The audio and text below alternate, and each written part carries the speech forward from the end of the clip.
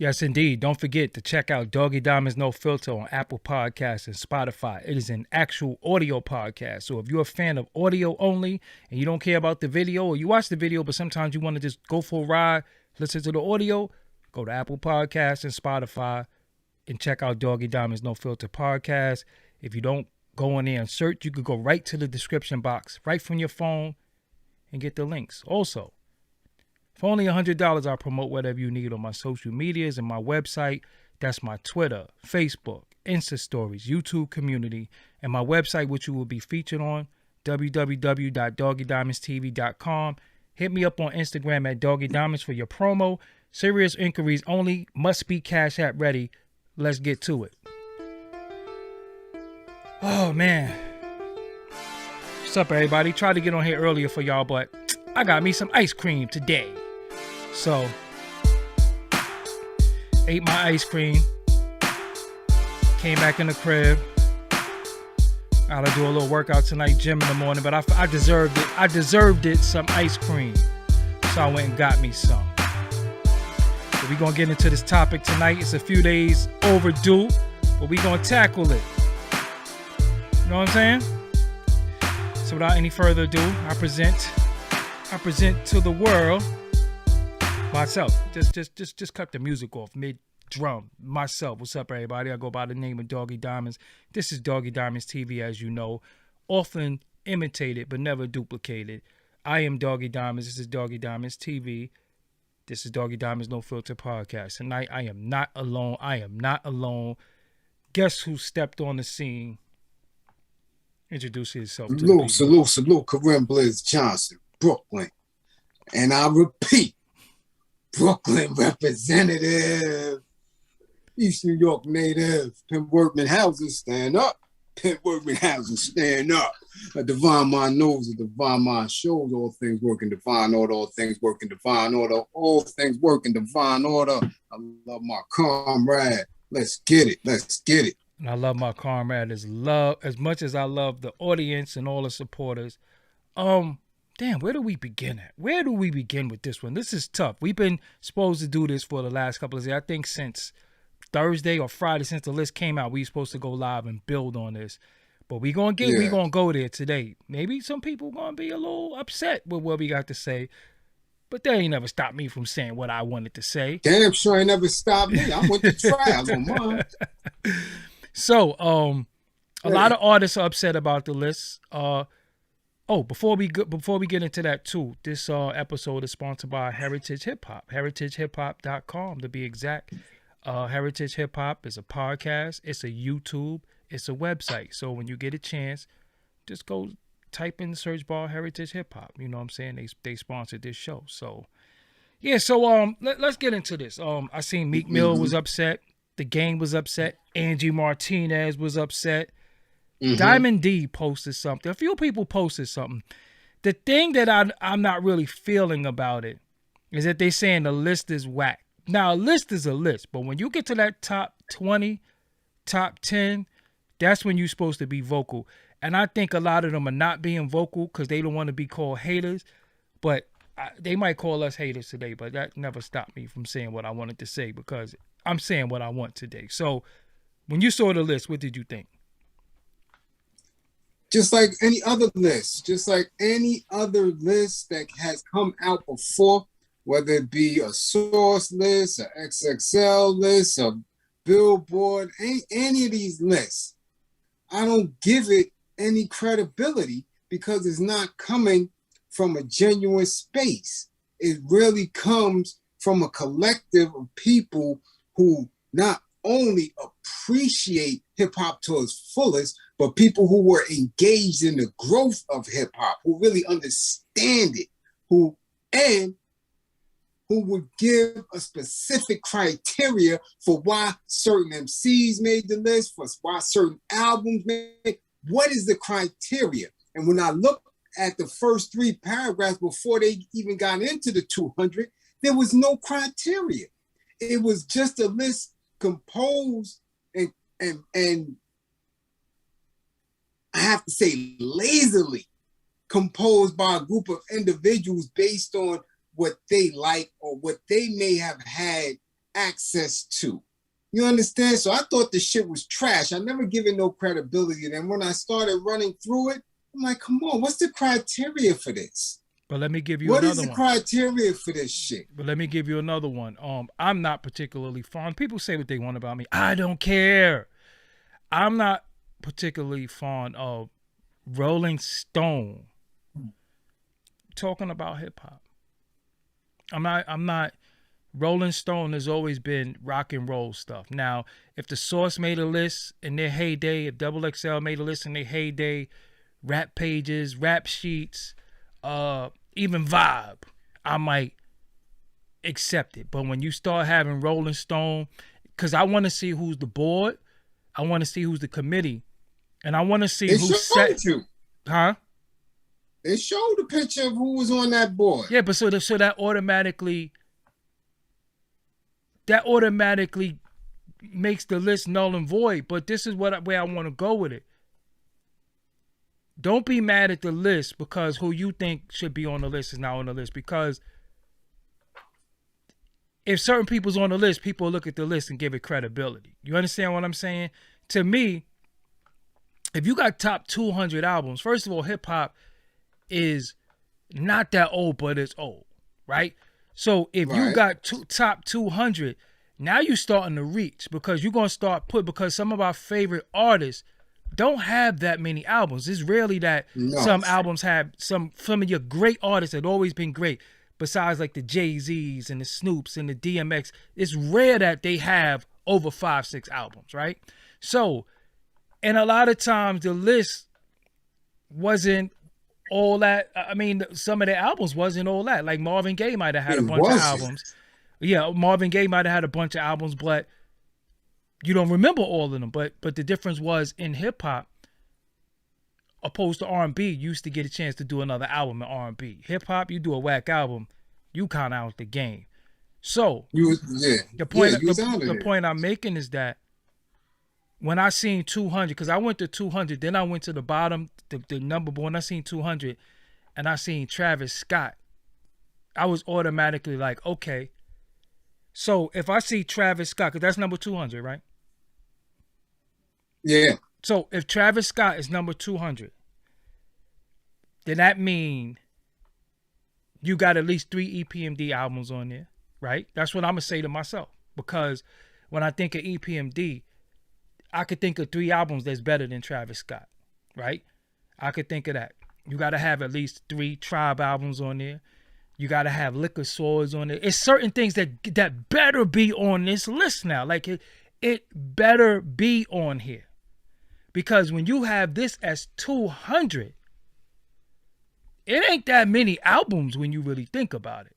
So now you just grabbing for anything and putting it on there. So if he's number 200, then I know, hey, I know what the album is on it. You know what I'm saying? I this is what I know. I know Muddy Waters. I know Muddy Waters and what the album is. And if you want to throw Doc's name in there, you could. That's not one of my good. But I know that's on there.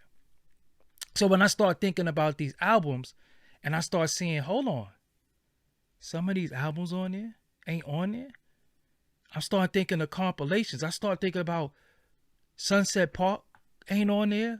New Jersey Drive. Above the Rim. New Jersey Drive soundtrack. Those ain't on there because those is still hip hop albums. Yeah. So when Above the Rim is not on there, when New Jersey Drive is not on there, it's like, yo, hold on, something, it ain't qualified. But because there's no criteria. You could put together a bunch of bullshit when you don't have a criteria that you have to stick to. Yeah. So what is the criteria for a top greatest ever of all time? They're not just saying a hip hop album. They're saying an all-time greatest album. Yeah. Period. From beginning to end. How? From beginning to end, what's the criteria? Because even some of our favorites are not complete. Yeah. Right? Even some of the like we're not gonna front. Tribe Called Quest, People Instinctive Travel. you cannot even dispute that is one of the greatest hip hop albums ever, but it still had 2 or 3 fillers on there. Mm-hmm. It still wasn't front to back. So when you say 200, you got a long reach. You just said you grabbing at straws. And we damn sure know. Yeah, you that trying Ready to Die is not the top #1 hip hop album in history. That shit is not going to fly.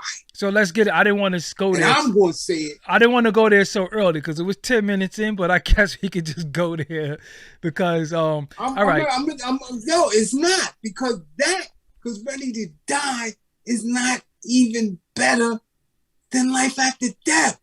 Yeah, but you know it's deep because when I think of greatest albums of all the time, I think of like 3 Feet High and Rising. You know what I'm saying? Like if you don't have De La Soul, 3 Feet High and Rising, come on, man. And then if you want to put, even some people say Lauryn Hill, the Miseducation of Lauryn Hill. Miseducation. But that's not a hip hop album. But that's not a hip hop album though. It's not. It's definitely not a hip hop album. It's not a hip hop album. So, okay, before we go, go ahead. Can we give at least a basic framework of a criteria before we tear them a new asshole? Criteria should be stood the test. Dope lyrics, dope beats, innovative production, and dope production. Mm-hmm. Almost all the elements of a hip hop song, which means cuts, scratches, inflictions, chants, stories. It has to have those elements in it. Mm-hmm. A lot of shit they put on the list don't have not one cut or no scratch. I mean, when Cardi B's on there, come on, man. People not even listening to Cardi B now, the album. Because when we say the album, some of these people have made songs. Right, we and know had moments. Yeah, we know the song.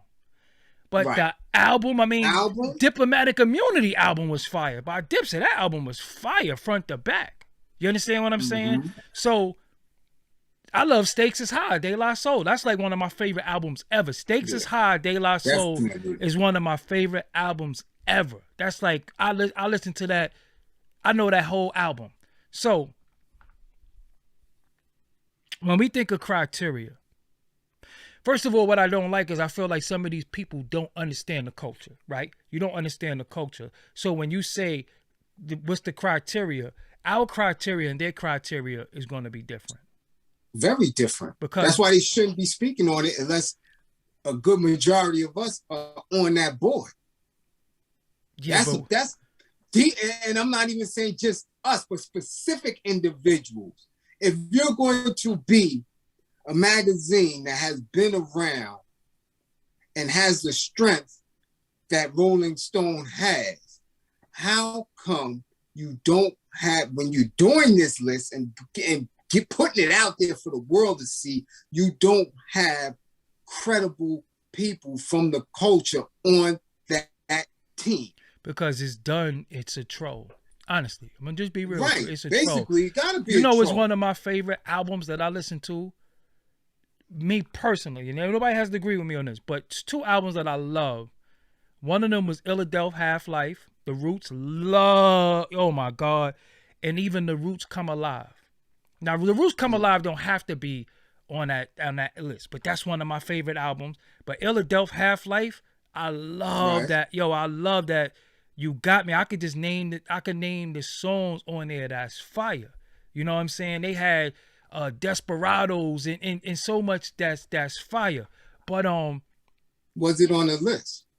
I don't know. Cause see, because again, I'm the list had me disgusted because when you're going down and you're going through 20 albums that had literally no impact, not even critical acclaim.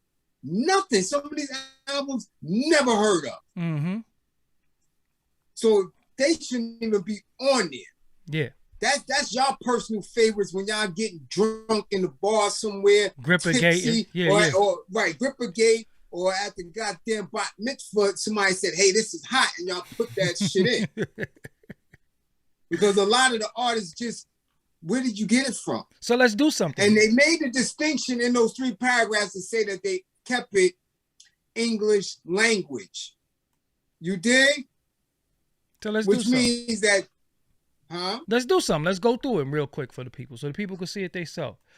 So it's gonna be long. It's 200. So we're gonna scroll really fast. 200 Travis Scott, 199 Juice WRLD. Ha. Come on. 198. Now you put KMD. So that means right there, 91 KMD. That wasn't even one of the best albums of 91. Okay, but let's keep going. We ain't going to break down the numbers. We just going to keep going. Mm-hmm. So we got Freddie Gibbs and Madlib Bandana. 196, The Jacker, Tear Gas. 195, Cupcake. I have no idea who that is. I'm just going to say that. Right. No idea. With all due respect, I have no idea who that is. But 194, Kanon. The Dusty Foot Philosopher. Okay. 193, ASAP Rocky. 192, Pop Smoke. Of all time. Right. Lyrics Born. Later That Day. 190, Drakeo the Ruler. Drakeo. Mm-hmm. Nipsey Hussle, Crenshaw. 189. Get out of here. Nobody, this fun boy out of here. Wild Style, Various Artists. 188. Did they jump a number? Did they jump? How we go? Oh, we went 190. Yeah, 180. Okay, 188. Wild Style. Mm-hmm. 187. Capone and Noriega. Now look, that's what I'm saying. You got the War Report way down there. Okay, let's keep going. Right? Too Short. Life is Too Short. Come on. 185. MC Light. Light as a Rock. 184. Saba. Care for Me. Again, excuse my ignorance. I have no idea who that is. 183. Camp Low. Uptown Saturday Night. 182. Gucci Man. 181. Soundbarman 2. Love that album too. 180. Little Sims. And then album. This is what I'm saying. And the album came out in 2021. Yeah. So I have. So who is that? Okay, let's keep going. Come on. 179 Freestyle Fellowship. 1991 again. 178 E40. 177 Gravediggers. 176 West Side Gun. 175 Roxanne Shante. 1989. 174 Purple Haze Cameron, which I didn't like that album at all, but whatever. Mac Miller, The Divine Feminine. Okay. Mm-hmm. 172 Flo Milli. Have no idea who that is again. I know who that is, but that definitely has an album negative. Okay. 171 Marley Marl, In Control. 170 Big Crit. I like Big Crit. 169 Goody Mob, Soul Food. Love that album too. 168 Mark Hamill, Pray for Haiti. Did not like that album at all. Y'all can say whatever y'all want about me. I told it was whatever. Above the Law, Black Mafia Life. I love Above the Law. 166 right. Childish Gambino. 165 Cannibal Ox. 164 Schoolboy Q. 163 UGK Super Tight. So that means Dirty Money ain't up there. Hey. If you got Super Tight right there, where's Dirty Money? We gonna keep going. Where's Dirty Money gonna be placed? 162 Tierra Whack. Whatever. Come on. 161 Polo G. But it's funny though, because I'm looking at a lot of these albums. A lot of these albums was like the last 2-3 years too. But let's just keep going. 160 right. Big L, Lifestyle of the Poor and Dangerous. I bought that. 159 Handsome Boy Modeling School. So How's Your Girl? That's Prince Paul, and I forgot the other dude name, but that's Prince Paul. 158 Devin the Dude. I'm biased. I love Devin the Dude. 157 Danny Brown. I know who he is. 156 right. DJ Quick is the Name, which people love that album. 155 J. Rule, The Sunrises in the East. That album was fire. So that's 150. Why is it way down there? It's 155. Steinsky. You know who that is? No. Okay, let's keep it moving. 153 Easy E, Easy Does It. This is anyway. Not supposed to be that low. Yeah, Ray Shrumman. Okay. Little Nas X, who just now so Little Nas X is 151, right? And let's forget about his orientation. We're not talking about that. We're not gonna do that. All we know is Old Town Road. Right or wrong. That's all we know. So his album, based off of Old Town Road, gets him ranked 151 ahead of DJ Quick and Eazy-E. But Old Town Road is not on that That's the second album that Montero. Old Town Road is on 2019 or 2020. Goes to show what I know. Let's keep going. Come on. Hold on, where's the rest of the list? Because look at it. Look. Okay. Read what's on that. Ain't nothing that Old Town Road ain't on that. That was the previous joint. Unless they threw it on there. That's what I'm saying. What is y'all doing? Let's load more. Said load more. Let's load more. Oh, you wilding. 150, The Roots, How I Got Over. Not one of my favorite Roots albums. DJ Screw, 3 in the Morning, Part 2. Run the Jewels, who I don't listen to at all, but they're 148. Why? They had a couple of songs, but the album, I doubt it. 147. Now look at where you got radio. Yeah. How many hits? Hold on. How many hits did radio have that we can think of? That was a phenomenal album. It was historic. It set a pace. Look at the year, 85. How many songs off of that do we know? Yeah, a lot. Rock the Bells. So that's like a complete album. That has to be in one of the top 25. Yeah, we not going. Let's just keep going because we got a lot to cover, man. Black Sheep, A Wolf in Sheep Clothing, 142. Common stuff being loaded and all that. Little Uzi Vert. Let's just keep going. So this is what we gonna do. Little Brother to Listening, one of my favorite albums ever. Come on, yo. Yeah, that's one of my favorite albums ever. Black Moon Into the Stage is 141. So we can see Nas, It Was Written is 140. 140. Are you serious? Nas, It Was Written is arguably his best album. Arguably better than Illmatic. It was. It's 140. It's 140. So let's see what's over Nas in this little thing. The Streets. I have no idea who that is. I have no idea. City Girls is over It Was Written. City Girls is over It Was Written. Slum Village even on the list. Doja Cat is over It Was Written. Rick Ross, Teflon Don, over It Was Written. Look where Tupac is at. That's my favorite Tupac album right there. Me Against the World. Me Against the World. It's my favorite Tupac. 134. Album. Killer Mike. I mean, who? Anyway, let me chill because y'all think I don't like Killer Mike as it is. J. Cole. Go Fish Scale.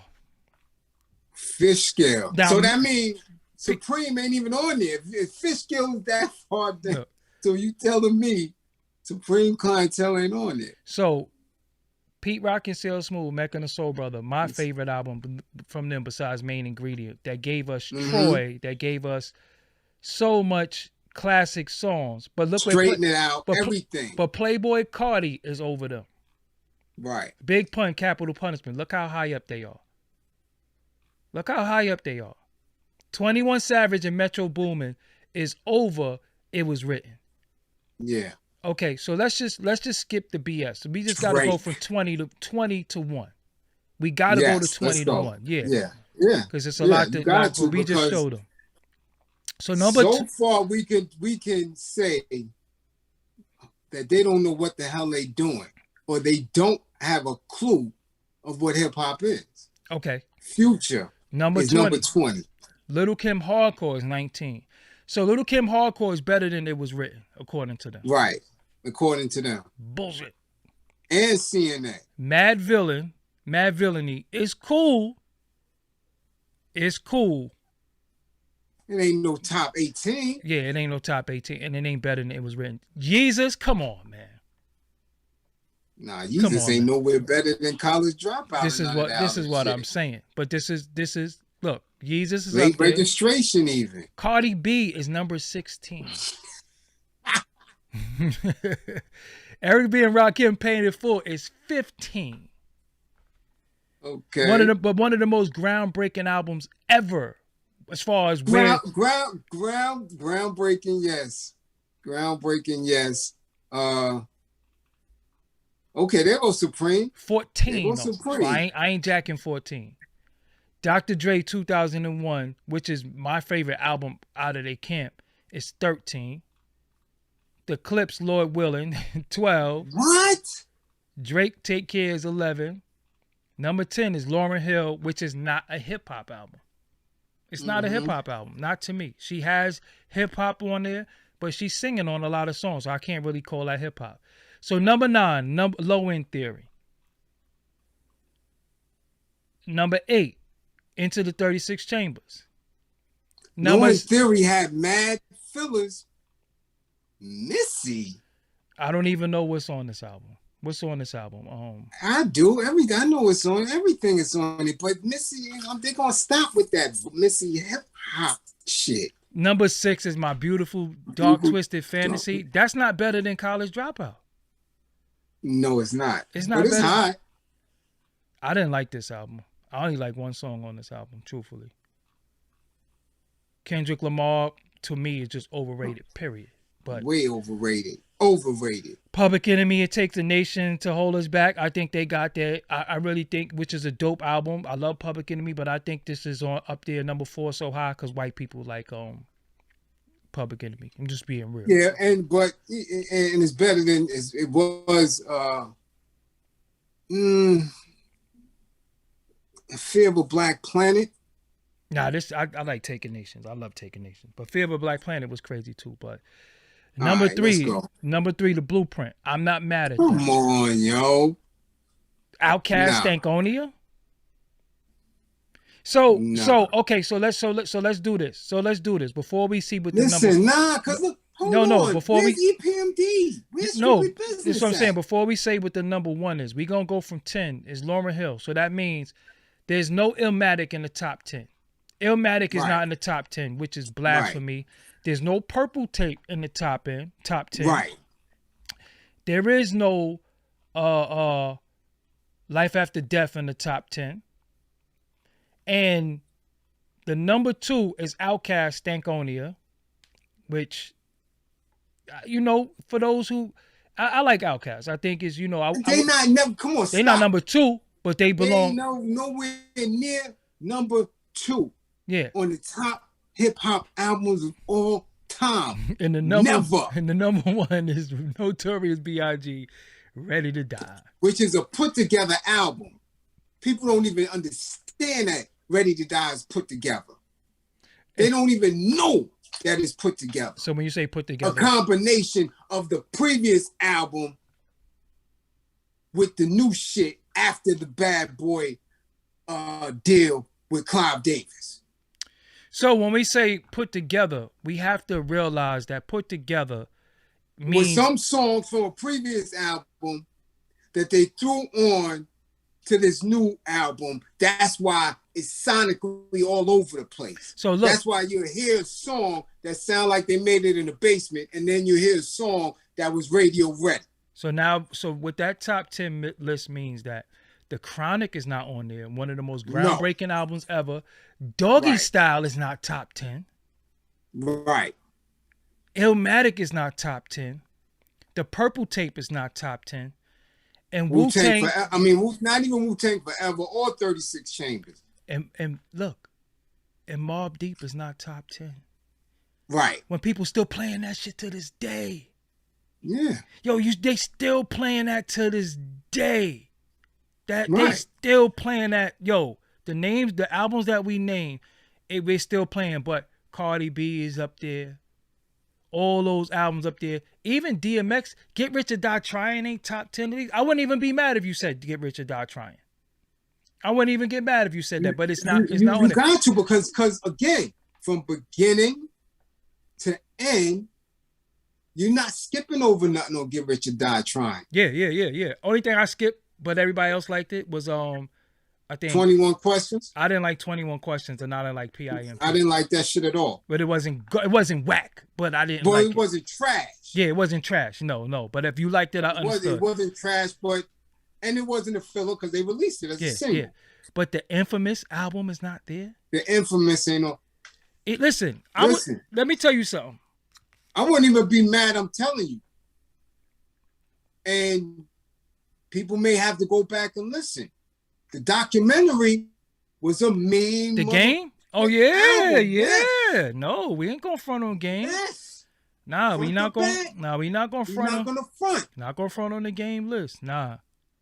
We're not gonna front. So Nah. that means Criminal Minded in the top 10, 15 hip hop album of all time. Hold on. Wait a minute. The Great Adventures of Slick Rick is not a top 10 hip hop album of all time? Yeah. Come on, man. Yeah. What are we doing? The Great Adventures of Slick Rick. Give me a filler that was on there.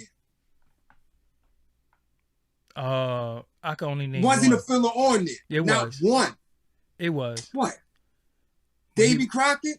Nah, I like Davy Crockett. That was right. Okay. When he was talking about Lick the Balls, The Moment I Fear, Teenage Lover. What filler? it was when he was talking about the kid, where we going? Lights, camera, action. That was a filler, man. But when he talking about the car, kit, Night Rider. Okay. But it was dope. One Though. filler. I used to like to cut it because that lights, camera, action, forward. beyond, but lights, camera. I used to cut that beginning. Come on, yo. Really? We gonna go there? Where was Run-DMC? I didn't see them. 50, 60 or something? You serious right now? EPMD easily. Yeah. Got 2 or 3 of them slots. Yeah. Come on, yo. All right. So why? Come on, man. What is this? What are we doing here? Why ready to, first of all, let me start this by saying rest in peace to 50 Grand, Biggie's original DJ who just passed away. 50 Grand. We have albums. Definitely. We have albums that we love. Yo, and I ain't going front. I'm gonna keep it real with y'all. People could want to say what they want. That Honest Back the Fuck Up was mean. Yeah. That Onyx Back the Fuck Up album was mean. That Take 'em Up, bring up. That shit changed. Yeah. Come on. That shit had niggas yelling. Everything. Sick, I'm crazy, I'm psycho. That started all that shit. I'm sick, I'm crazy. That shit started all that shit. Moment of Truth. Oh yeah, definitely any Gangstar album. Saying. Any gang, Moment listen, of you Truth? could put any Gangstar that never made a whack album. Let's just do that. But the Hard Moment to of Truth, Earn. yeah, Hard to Earn. Come on, Come on, man. Look, even if they put I like some of the Southern albums too. They ain't have any to Scarface could have been one of them. No top 10. Diary. No Diary. You know what I'm saying? That was definitely front to back. I didn't go over any track on the Diary. Yeah. Even a little freestyle joint off the top of his head. The Diary was my ride or die joint. I ain't going front. I know this might be a little book bag. Mm-hmm. It ain't the greatest album lyrically, but production and sequence, that Group Home Living Proof album. Oh yeah, that shit was mean. That Group Home Living Proof album. Yo, that production ain't no joke. But I mean, shit, when I sit there and think about I used to love a Black Star album. Black Star album was done. That album was fire with Respiration and all that. Yeah. Come on, man. Right. Come so on. Naughty ain't up there. No, yeah, Naughty was fire too. Naughty had fire up there. Naughty had fire. You know what I'm saying? But again, look, this is where we at. And when they grab these things, they start thinking that they gotta appease these new people. You know what I'm saying? And right. Again, Pete Rock and CL Smooth, Mecca and the Soul Brother. Because when I think about top albums, top tier, I think about albums that change the climate in hip hop. That Criminal Minded changed the way dudes was rapping. Come on. That's it. You know what I'm Hold saying? on. Go ahead. Because when we say criminal minded, then we got to say ultra magnetic. Got to. Change the game. Change production. Change cadences. Change how MCs came out of the woodwork. Like, oh, hold up. What are we doing? What? Who in the hell? Again, we saying this, but my argument is always that we pay attention to these lists. We pay attention to these people we know don't know what the hell they talking about. You know it's a fire album too? That NWA Niggas for Life album. Niggas for Life. I was going to ask. They ain't got no filler on that. Sonically was the crazy. World's most dangerous group. Come on, man. Yo. Appetite for Destruction. Yo, yeah, that's what I'm saying. Even DOC album, the Formula album was crazy. The Formula front to back. Front to back. DOC album was crazy. DOC and So what are you talking about? Yeah, DOC album was crazy. DOC album was crazy. Even you know what I used to like too? It ain't a top 10 album, but I used to like LL 14 Shots to the Dome too. Was fire. Yeah, that was fire. What they fronting on though, Busta had fire albums. Busta albums. The Awakening. Huh? The Awakening. Anarchy was fire. Mm-hmm. Anarchy, even the first album with It's a Party, Woo-Ha. Extension level event. Yeah, no, it had I make Woo-Ha. sure everything means war. Woo-Ha and all that's on the same album. Yeah. So, but let's get into Ready to Die really quick. I'm supposed to be biased because it's my hood. Right. I'm supposed to be biased. Yeah, we're supposed to be what? Because Brooklyn is always on our chest. Yeah, right? yeah. We're supposed to be. But we can't. Ready to Die. So you know why? Why? Because I heard Big first album. I heard the first album with Sadat X in the morning. I heard it. Yeah. The tape. One of the little youngins had a cousin that had did some studio work on it. So he's like, yo, this is big shit, yo. I said, word? Yeah, I can't let you hold it, but let's rock it. And I heard it. Yeah, it was, and they end up putting those songs out later on, but that was the album. Yeah.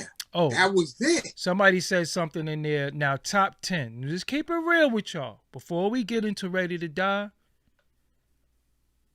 Death Certificate. Yeah, that was mean. The Predator. Predator was fire. Kill That Will was fire, but Death Certificate. Yeah. Horny Little Devil and all that. Yo, it was no fill on that neither. It was no fill on the Ice Cube's album. Well, Q really. You know when he had filler? What was the last album before he took the hiatus? It was when he started getting on that West Side Connection type shit. Nah, it was before. It was right after. He took a little hiatus. Might have been Predator. It was the Predator when he had that first George Clinton bop shit on. Playing it downstairs. That shit was a filler. So you trying to tell me Brand Nubian 1-4 album ain't top 20? That got to be. You crazy? That? Yeah, definitely. That changed. Like I said, it's a Big Daddy thing. Yeah, that's not on there. Come on. Oh, War and Peace. Yeah, War and Peace. He talking about. Yeah, I wasn't rocking with no War and Peace. Yeah, War and Peace. But we said too, even Black Rob Life Story, they ain't had no fillers on there either. No fillers. Black Rob album is fire. But is it top 10? No. But Death Certificate, we said 1991 Tony Montana. The way they used that Atomic Dog beat, I don't think y'all understand. See, that's what I be listening to. When somebody freak a sample, I be like, yo, that's Atomic Dog. But listen to the part they use. Because everybody always use the doom, doom, doom, doom, doom, doom. Everybody, I just sit there and did Biggie shit. But everybody always used the Atomic Dog part, but he used a different part of it. But so let's get into Ready to Die album. Ready to Die. Yeah. People are celebrating Ready to Die to being #1 hip hop album a long time because a lot of people got stake in it. My neighborhood got stake in it. Easy Mo B got stake in it. A lot of people I follow got stake in it because they're from my neighborhood or they had something to do with it. But y'all know damn well that's not the greatest album of all time because hell no. I don't like, and when we talk about Ready to Die, I don't like, first of all, it's dated. Some of the production is dated. Also, when we thinking about, I never like Things Done Change. I just don't like that song. It was cool then, but now sonically it just don't sound dope. The original One More Chance was okay. You know what I'm saying? What's the other one? Respect. Respect to all the gunmen, Tim. Right. Lyrically, he's never gonna fail. But the way it sound, it don't. Beanie Siegel, the Coming album. That's one of my favorite albums ever. You know what I'm saying? So, again, Everyday Struggle, which to me, I definitely enjoy every time it come on. But sonically, yeah, that's what I'm saying. That is not one of the greatest songs ever. So you gotta, because when we say these great albums, they got great songs that are just endearing. And you're gonna always.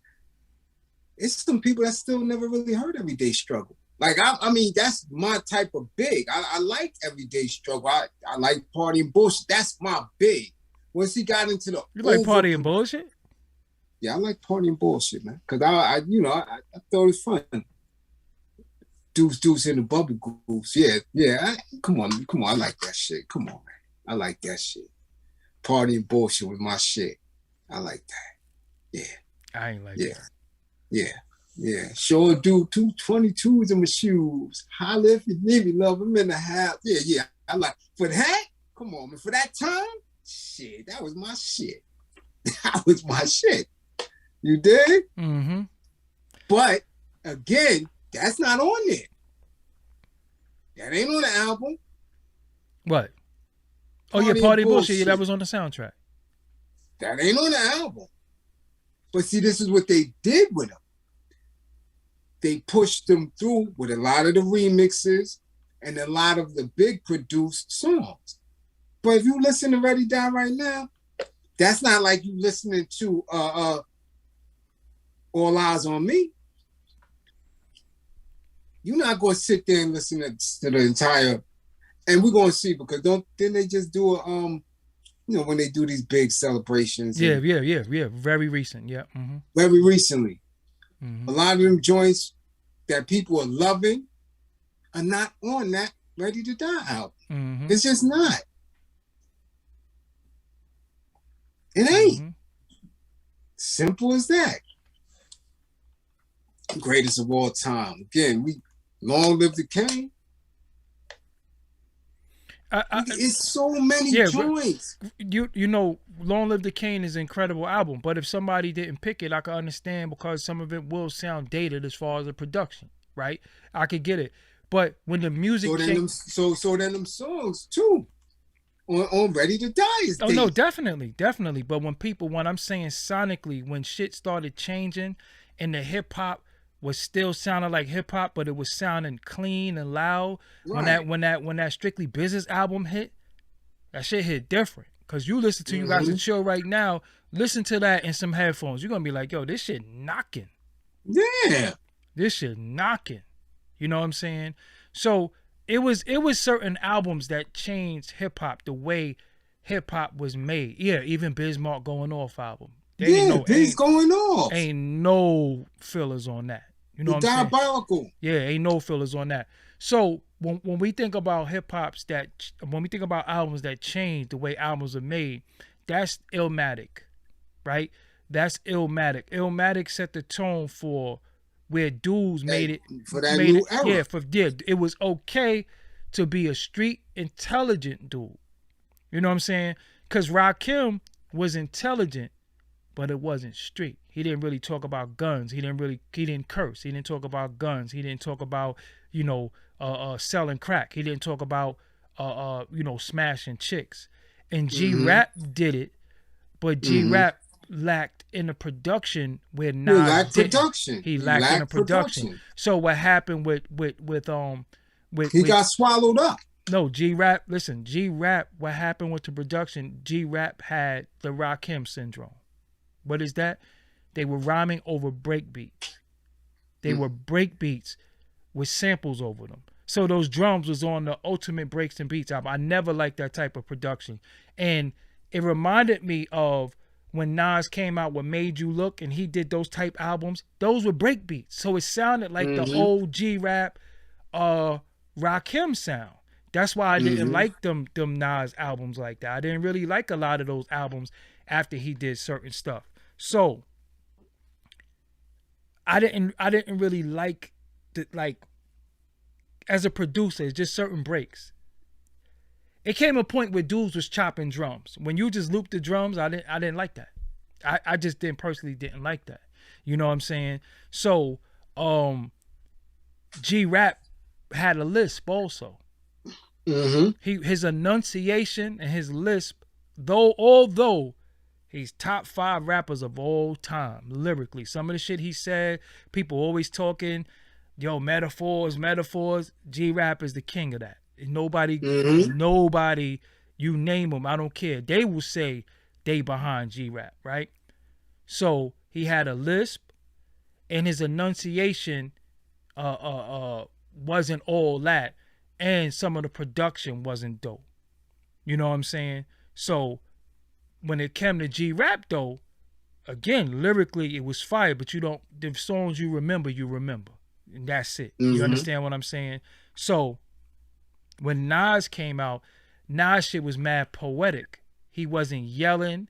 He was calm. He was laid back. And he just sounded like, yo, who is this dude? You know what I'm saying? Like, who is this dude? And I went to hell for Snuffing Jesus thing. It was like, hold on. Right. Now, a lot of people don't know. I heard that Nas' first album cover was supposed to be him having Jesus in the headlock. Dead serious. That's supposed to be his first album cover. So now, this kid named Nas come out. He has a first all-star production team. The top producers in hip-hop at the time. Hip-hop producers is on this album. You got Pete Rock, monster. You got DJ Premier, monster. You got Q-Tip, but people don't understand that Q-Tip was a producer. We thought Q-Tip was a rapper. We didn't know that he was doing them tribe beats. For some reason, we always thought it was Ali Shaheed Muhammad because he was the DJ and the DJs do all the beats. That's what we thought. Not knowing Q-Tip was doing this, right? So now Q-Tip gives him this beat called One Love, and we hear these goddamn these xylophones, and we like, what the hell is this? With these knocking drums. The One Love snare is one of the most bitten snares. I could name a lot of records that got the One Love snare. For one of them is OGC, No Fear. That's the One Love snare. You know what I'm saying? I even used it. So we got Pete Rock. We got Large Professor. We got DJ Premier. Q-Tip. We got Q-Tip. And then Elias sneaks in something. Right. That we like, yo, hold on. Wow. He just did Yearning for Your Love by the Gap Band. But we didn't really think to do that. You know what I'm saying? And that's my son, man. Shout out to Elias. Look, and then introducing this kid named AZ. Who just came and stole the show. You understand what I'm saying? So boom, here we go. This album was put together. So a lot of albums, because remember, Biggie album was put together to mimic West Coast. A lot of people don't know that. It was put together to mimic the West Coast because the West Coast was winning in album sales. So that's why you got Machine Gun Funk, which people don't want to admit is very Tupac-ish. Very, very. Oh, you want to be hardcore with your hat to the back, then your back. That's Tupac's whole cadence. It's just the truth. I've been saying that from day one. I'm never going to get away from that. But it wasn't Tupac lyrically. Lyrically, they never matched.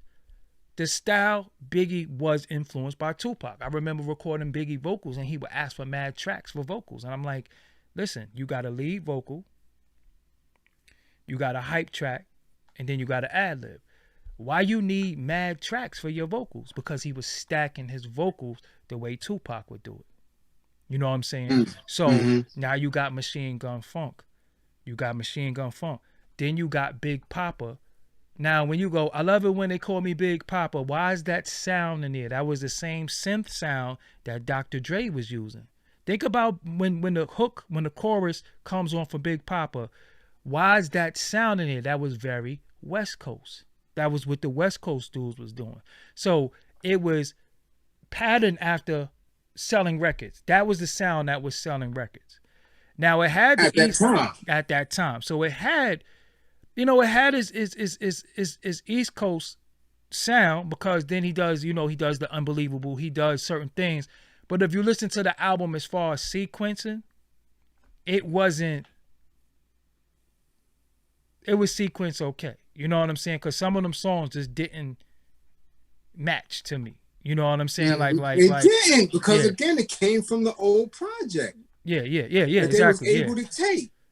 Yeah. They don't, again with the Uptown situation, because they don't know they don't know the back end of that. They don't know the back end of that because that was when he left or got fired or whatever you want to say. Yeah. You out of here, Sean. Get your shit. Sean, you out of here. And he had already had Big. Yeah, so they wanted to salvage some of that, but I'm sure, however it was situated, they couldn't take that whole album because we didn't hear it until a decade later. People didn't even know Sadat was on that joint. Yeah, let me get down. That's him and Craig Mack. Come on, but what's even deep is that people don't even understand that Bad Boy, before they brought in all the producers, they could have won with Easy Mo B sound because Flavor in Your Ear was different. Now imagine, because this going to be blasphemous. People not going to agree with me, but I didn't like Flavor in Your Ear remix. I just didn't. I didn't like nothing about it. The remix took a long time for hip hop dudes in the East Coast to catch on to. A lot of people didn't like it initially. They definitely didn't. They didn't understand what the hell LL was talking about. They didn't know why Rampage led. You know what I'm saying? It was That nigga said, hey, she, skeevers, delicious, give me couscous, love me good. I'm like, yo, what the fuck is this nigga talking about? Especially after not seeing him for a minute. Yeah, that was his, because he had his hat off too. Yeah. You know what I'm saying? Yeah, so dude was like, what? Remember, he's on TV all that time playing, housekeeper and all that shit. So it's deep too. When Q-Tip also is very instrumental in the Infamous album. Q-Tip did 3 joints on it. Q-Tip did Give Up the Goods. He did Drink Away the Pain. And he did Temperatures Rising. People don't know that. Temperatures Rising remix is fire. If you a producer, I ain't telling y'all. But Prodigy rhymed Drink Away the Pain. Right? This is the funniest shit. This is a story. Rest in peace to Prodigy. You guys, Maddie. They did Drink Away the Pain.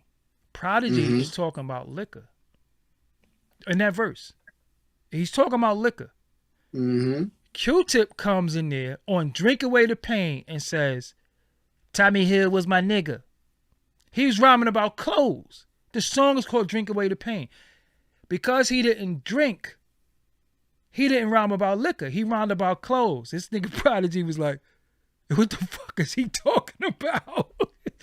I don't think people realize that. Straight up and down, he was rhyming about clothes, and Prodigy was rhyming about liquor. The song's called "Drink Away the Pain." So, well, a lot of things get past a lot of people because there was a lot of subliminals and a lot of different things going on back then that you just didn't pick up because of how it was scattered. You know what I'm saying? When we was getting some people just don't understand. Like now everything is so instant. Boom, boom.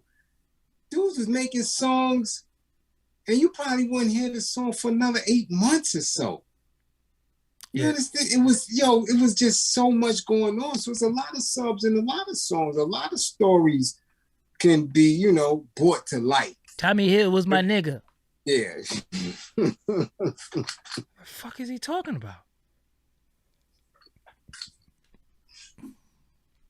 Even even that first main Source album was fire too though. That was front to back too. Yes, the Snake Eyes and looking at the front door and watch Roger do his thing. I used to love those songs. Yeah, that was. But oh shit, just another bigger hit. Yeah. Yeah. But Ready to Die is not better than Life After Death by a long shot. It's not. Yep. It don't at all. So number one hip hop album of all time by Rolling Stone magazine. If it can be, some people want to download it, you know what I'm saying, or take it and go to your goddamn copy machine in your house and print it. Take that shit and burn that shit. So take it outside and burn that list. So let's go somewhere else with it. What would be? Curb Your Dog with that damn list. I forget them. They don't have no credibility. To me personally. What would be your number one album of all time? I can't. I'm not even gonna sit here in front. Cause I could go I'm more biased.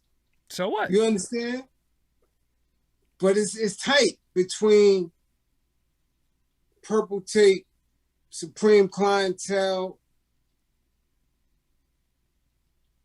Niggas for Life,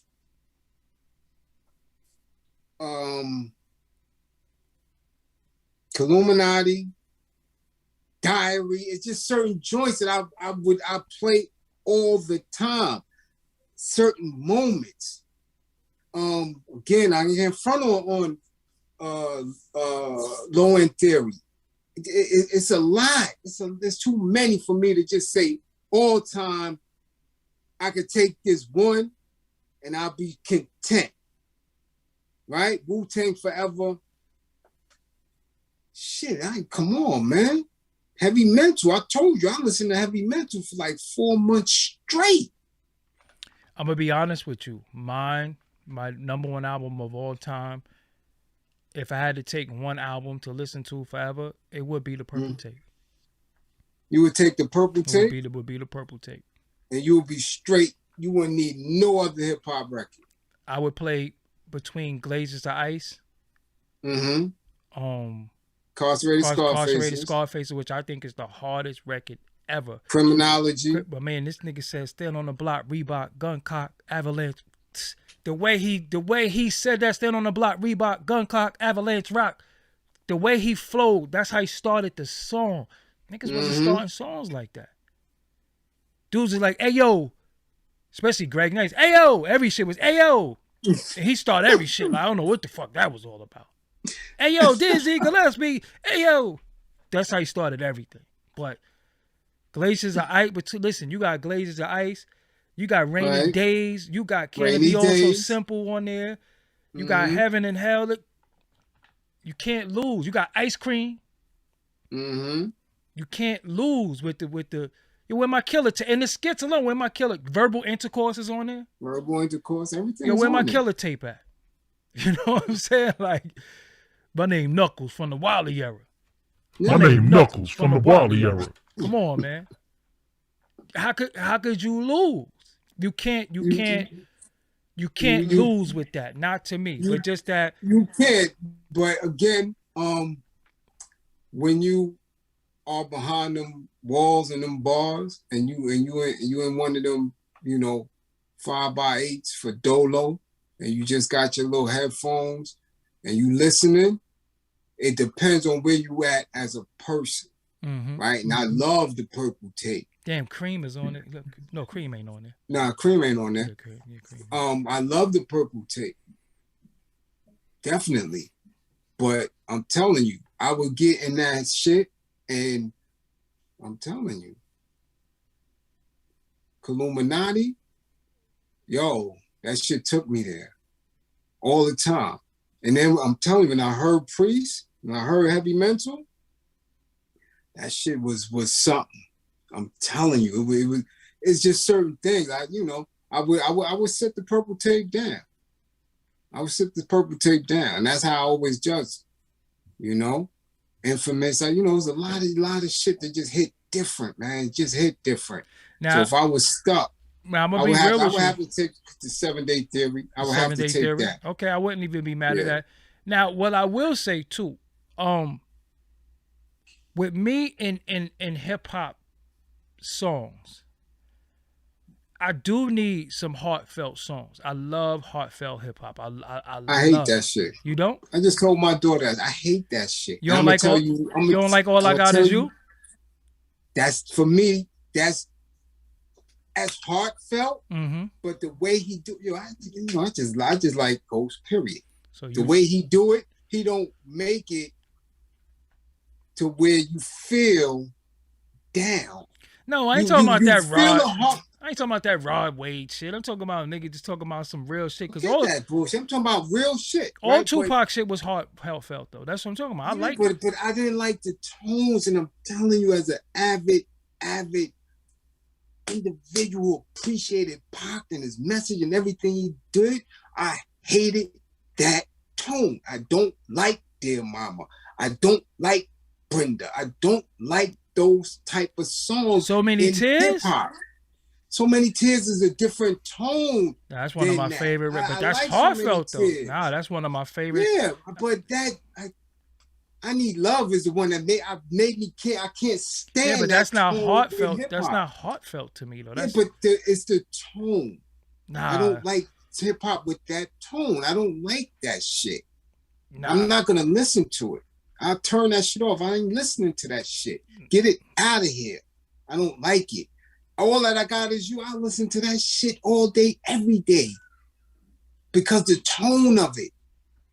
That shit is reflective. Yeah, but that's what I'm talking about. Heartfelt hip hop. I ain't talking about a lot of shit that they do. No, you getting it twisted. Heartfelt to me is when niggas is talking reality shit. It's like Papa Was a Player. That shit by Nas, shit like that was real. I ain't talking about no When I'm Alone in My Room. I ain't talking about no shit like that. Yeah, but it's the same fucking tone. No, it's not. Because niggas act like they under the covers. You know what I'm saying? With the air conditioner blowing. I ain't talking about that. I'm talking about when a nigga rapping in the booth and he might have shed a tear on some shit real. You know what I'm saying? That's what I'm talking about. Well, again, if like I can listen to Smile all day. And that's heartfelt, but the tone of it, you miss it. But you listen to them bars, Scarface and Pac, and that Smile shit. But all the Scarface shit is like that though. You don't listen to you don't like I Never Seen a Man Cry? That's hard. That's what. Yeah, but I don't like the tone of the song. I love the lyrics. I don't like the tone of it. I love that. The lyrics, yeah. But I'll turn that off. I love that. And that was on the diary. You know what I love too? Like even like Snoop Dogg, like I Believe in You Too, with LaToya Williams singing.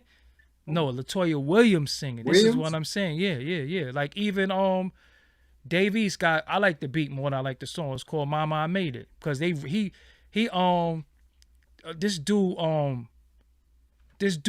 A-Rap Music sample You Send Me Swinging by Goddamn Men Condition. Y'all never heard Mama I Made It?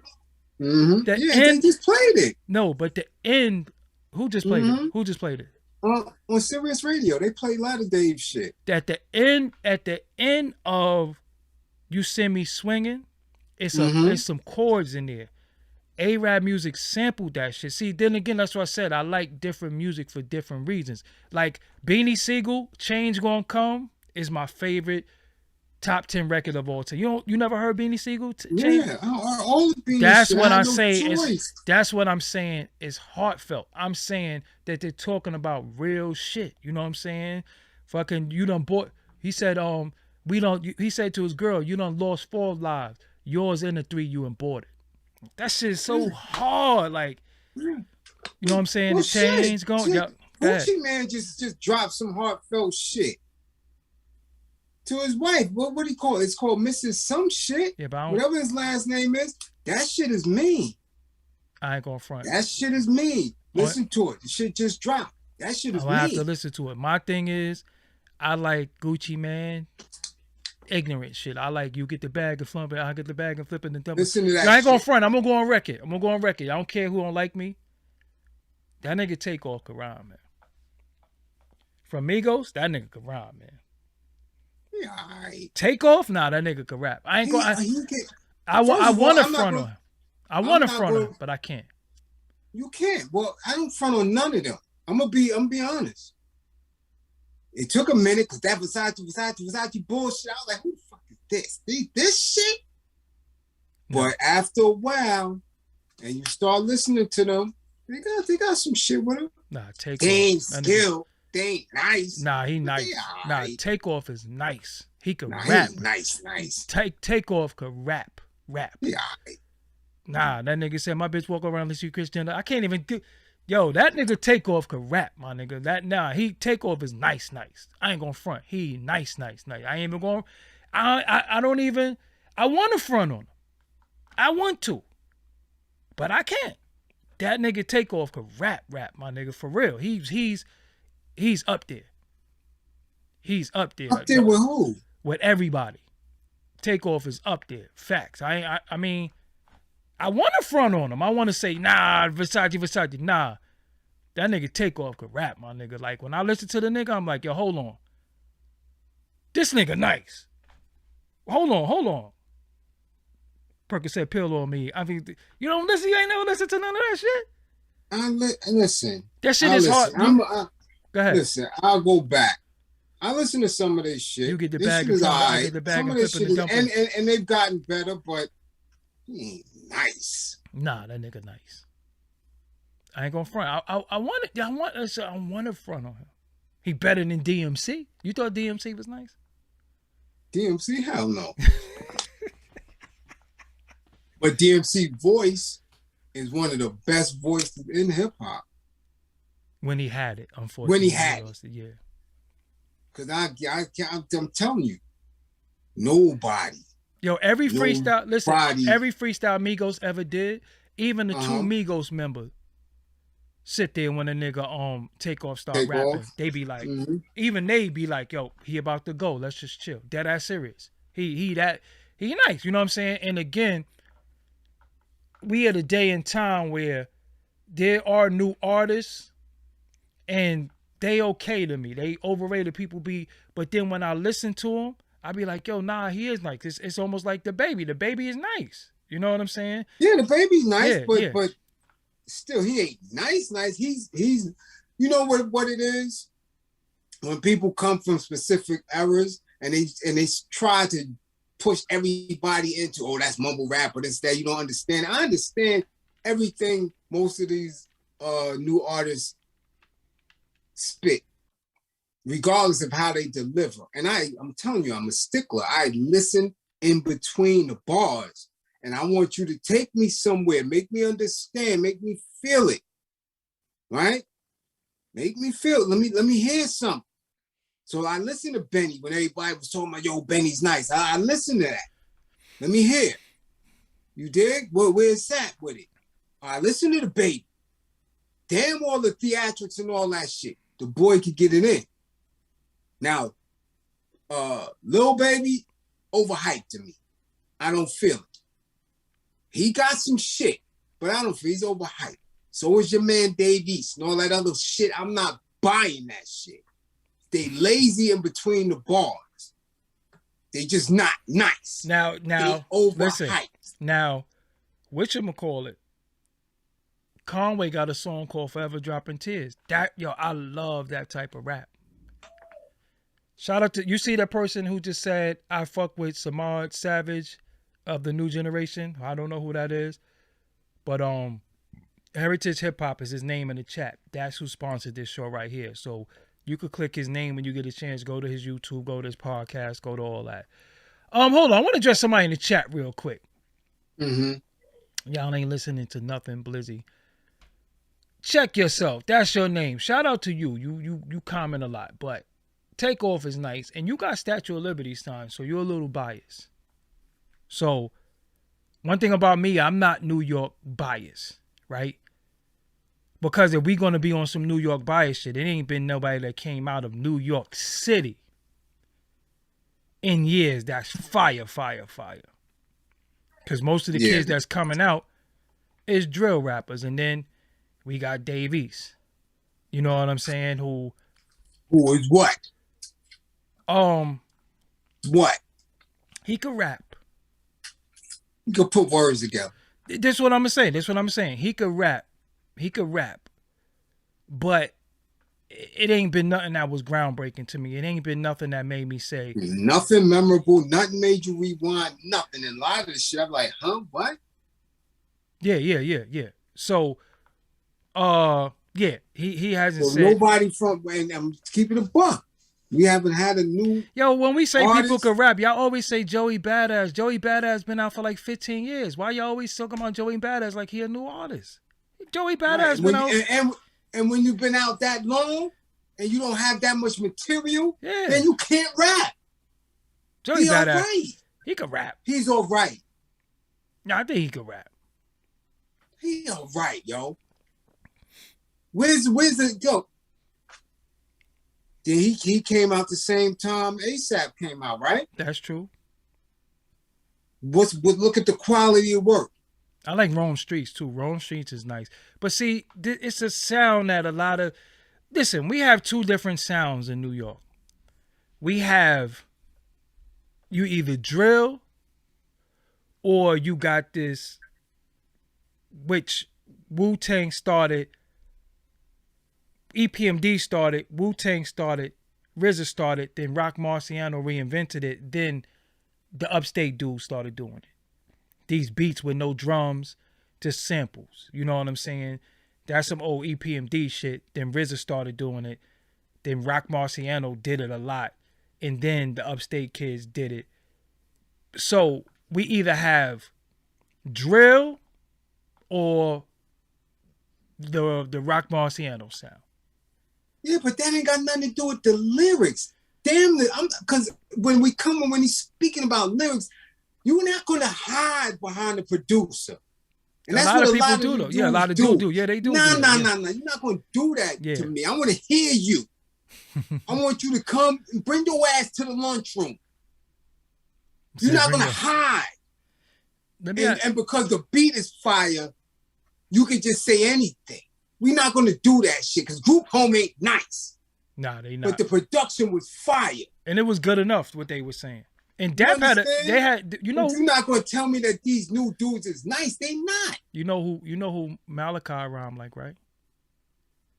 No, you know who he rhymed like, right? I'm gonna fuck your head up. You know who he rhymed like, right? Who? The ad-lib and all, so did Greg Nice. You know who they rhymed like? DMC. The ad-lib. I mean, the echo. As you start the rock, and jog. Yeah, that's how DMC, with that echo. Mm-hmm. It's the same shit. But the deep shit is that the production is what I listen to first, because that's what. So let me ask you. No. Let me go somewhere with this, and you might get a response, and you know. Could Troy have rap to you? He was okay. He was not nice. He can make a song. It's difference between somebody being nice lyrically and just a beast on the mic and somebody making song. He was a junior 50. At one point. Not nice at all. He was all right. I didn't feel the energy. It just wasn't something that captured me. I heard a couple of joints and, freestyles, but I didn't think he was going to go too far. To be honest, I just didn't. It was all right. What do you think about? It was somebody else that I was going to ask you about. Have you ever heard because they just said their name in the chat, and I was thinking about that. Your Old Droog. You ever heard of Your Old Droog? No. Look him up. He sound like Nas. In this voice. What? People thought it was Nas.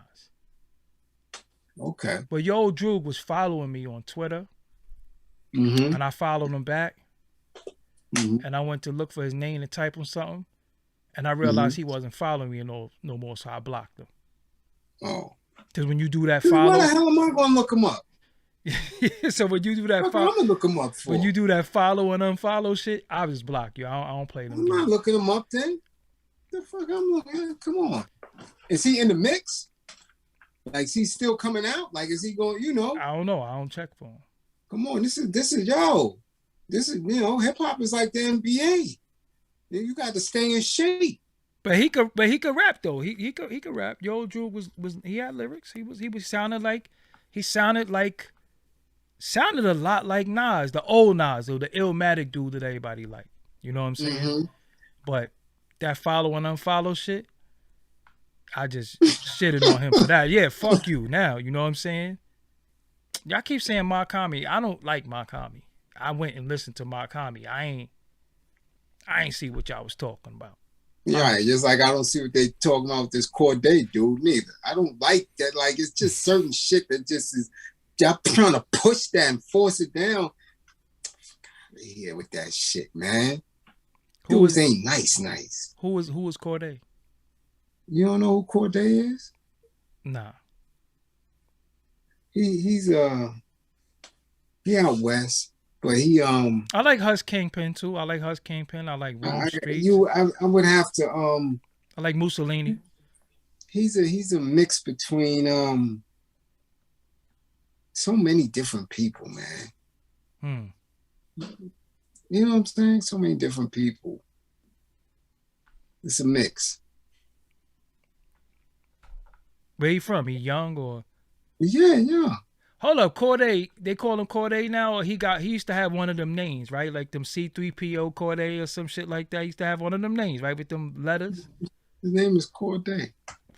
Nah, I'm pretty sure he had one of them wild ass names. Oh, okay. Well, like NLE, and I just don't know what that shit. I don't know what it is. You know what I'm saying? Like, yeah, all that wild shit. Yeah, like niggas' name be like. Do you think Dirk could rap?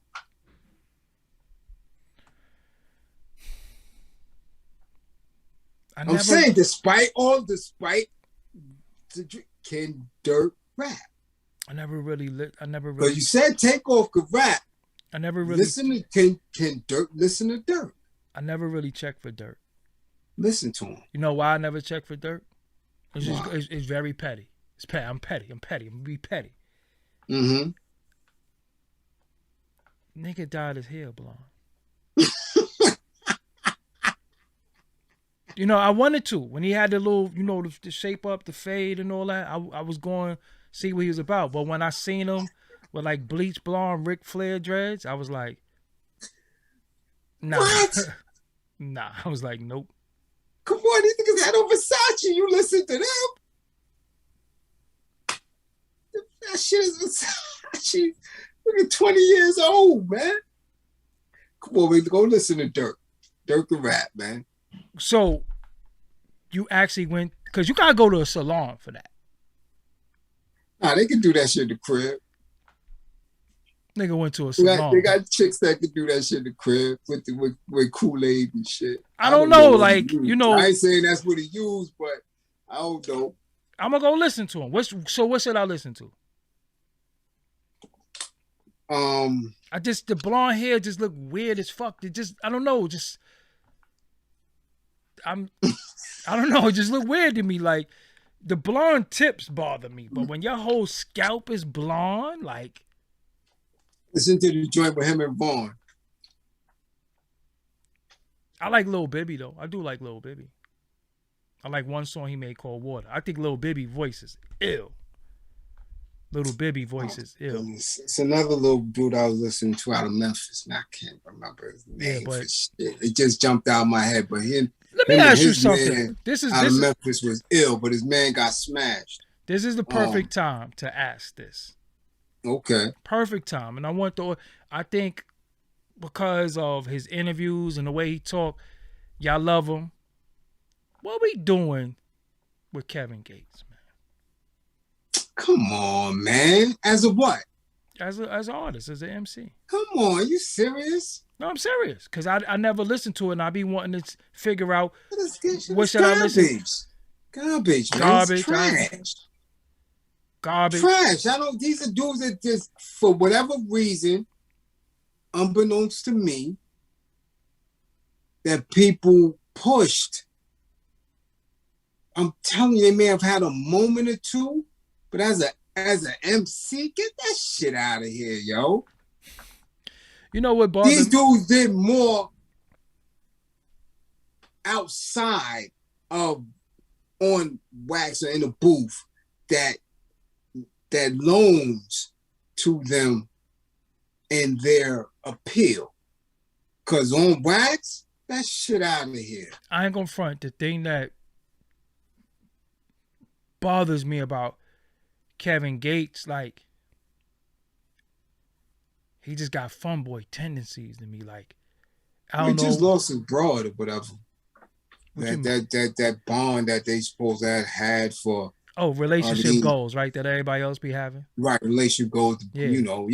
He just he didn't lose her. He broke out, so I guess he over and outgrew that. So when niggas be like, everybody else wanted. Yeah. So y'all again, that's another thing I'm saying. That was the more of an appeal because they were spitting certain things and created like how these dudes do. They create themselves on social media, but when you get down to it, they're not really living that shit. Because if that was the case, so everybody who utilized that for the relationship goal, look where that shit ended up. I mean, but my thing would bother me was just like. So again. No, forget all that. I'm just saying.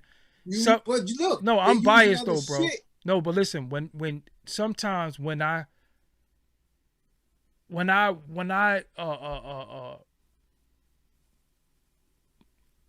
see an artist and I never heard nothing from them, right?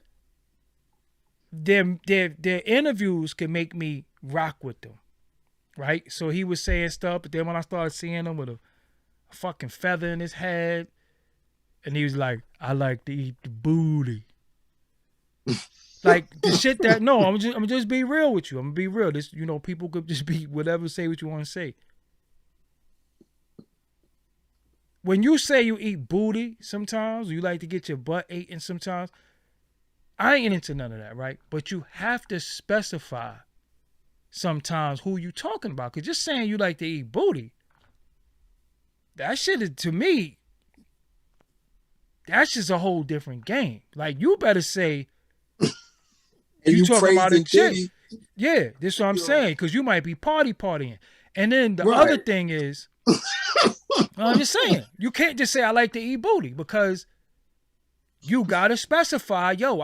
He's been through the system a couple of times. This is what I'm saying. You gotta be like, yo, booty is universal. You know what I'm saying? Universal. Like, so who grippers you eating? Yeah. So who you like to eat your grippers? So not only that, one time this is my thing. Listen to me. Listen to me. One time he was sitting there. And Mm-hmm. he had his dog with him. And he was like, I kissed you already. Why you want to kiss? And he kind of slaughtered his dog down. His dog licked him in his mouth. So I was like, that's kind of like bestiality to me. Like, it is. Let me tell you something. If Spot licked my arm, I don't give a fuck if I made you happy. I just bought you a new rawhide or something like that. One of them things that help your teeth, them them bones, don't lick me, man, because you're going to sit in the living room and lick your balls, and then you're going to come lick my arm. The dog licked him in the mouth. So when I saw that, I was like, all right, you eat booty.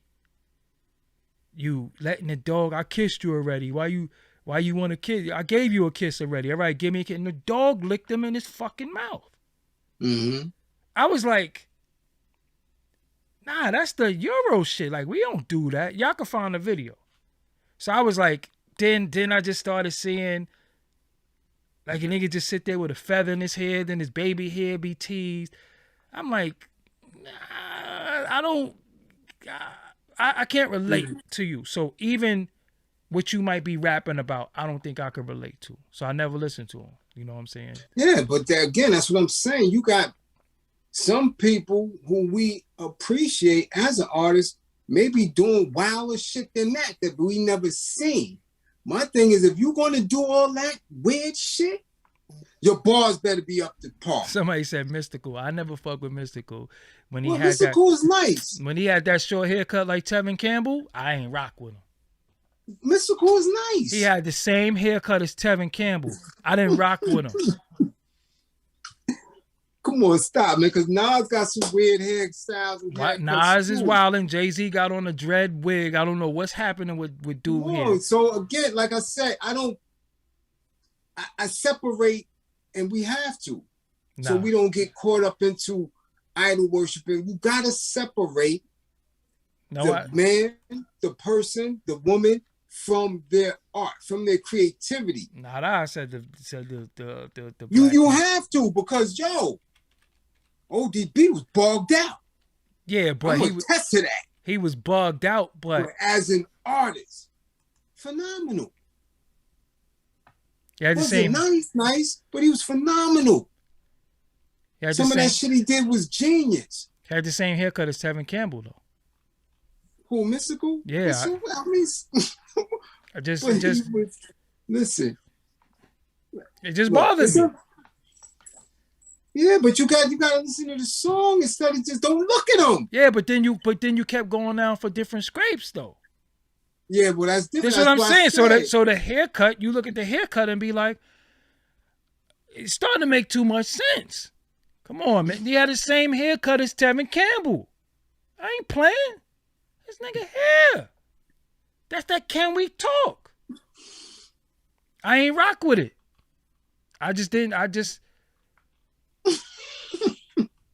Because that looked like extensions. Like, I knew girls with hair like that. That same hairstyle. Nah, that was that Tevin Campbell, man. Yeah, but what did that have to do with what he was spitting? Because I'm not listening to nobody who got a hairstyle like Tevin Campbell. I'm just not listening. I didn't listen. Look at this. Look, come on, it's a drum, and look at that, man.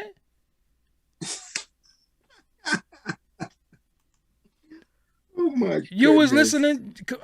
Listen. Let me just put his name in here, man. Hold on. Let's find Tevin Campbell. Come on, man. What we doing? That's what I'm saying. Y'all think I'm playing? That ain't the same hair, dude. Listen to Tevin Campbell's song. I ain't listened to no Tevin Campbell neither. Stop playing. I ain't listening to Tevin Campbell. Nope. Stop. Nope. Stop. That's not the same haircut? Yeah. So why would I be listening? If I ain't listened to him, why would I listen to him? Tevin Campbell, stop, man. What song I listened to from Tevin Campbell? All that. Can We Talk? Everything. Crazy. Yo, all right. Let me be real with you for a second. Let me be real. Let me be real. Cause you like R&B. You love R&B. Yeah, but when I know you singing to a dude, I don't listen to it. I can't listen to it. You didn't know that when he was 12, 13, man. You ain't find that out till he was 21. When wasn't he a fun boy? When he was 12 and 13. That's when it started. He was being abused. He ain't had no choice. So you watched the Good Burger Kid too? Would he had that same hairstyle? Nah. What's that?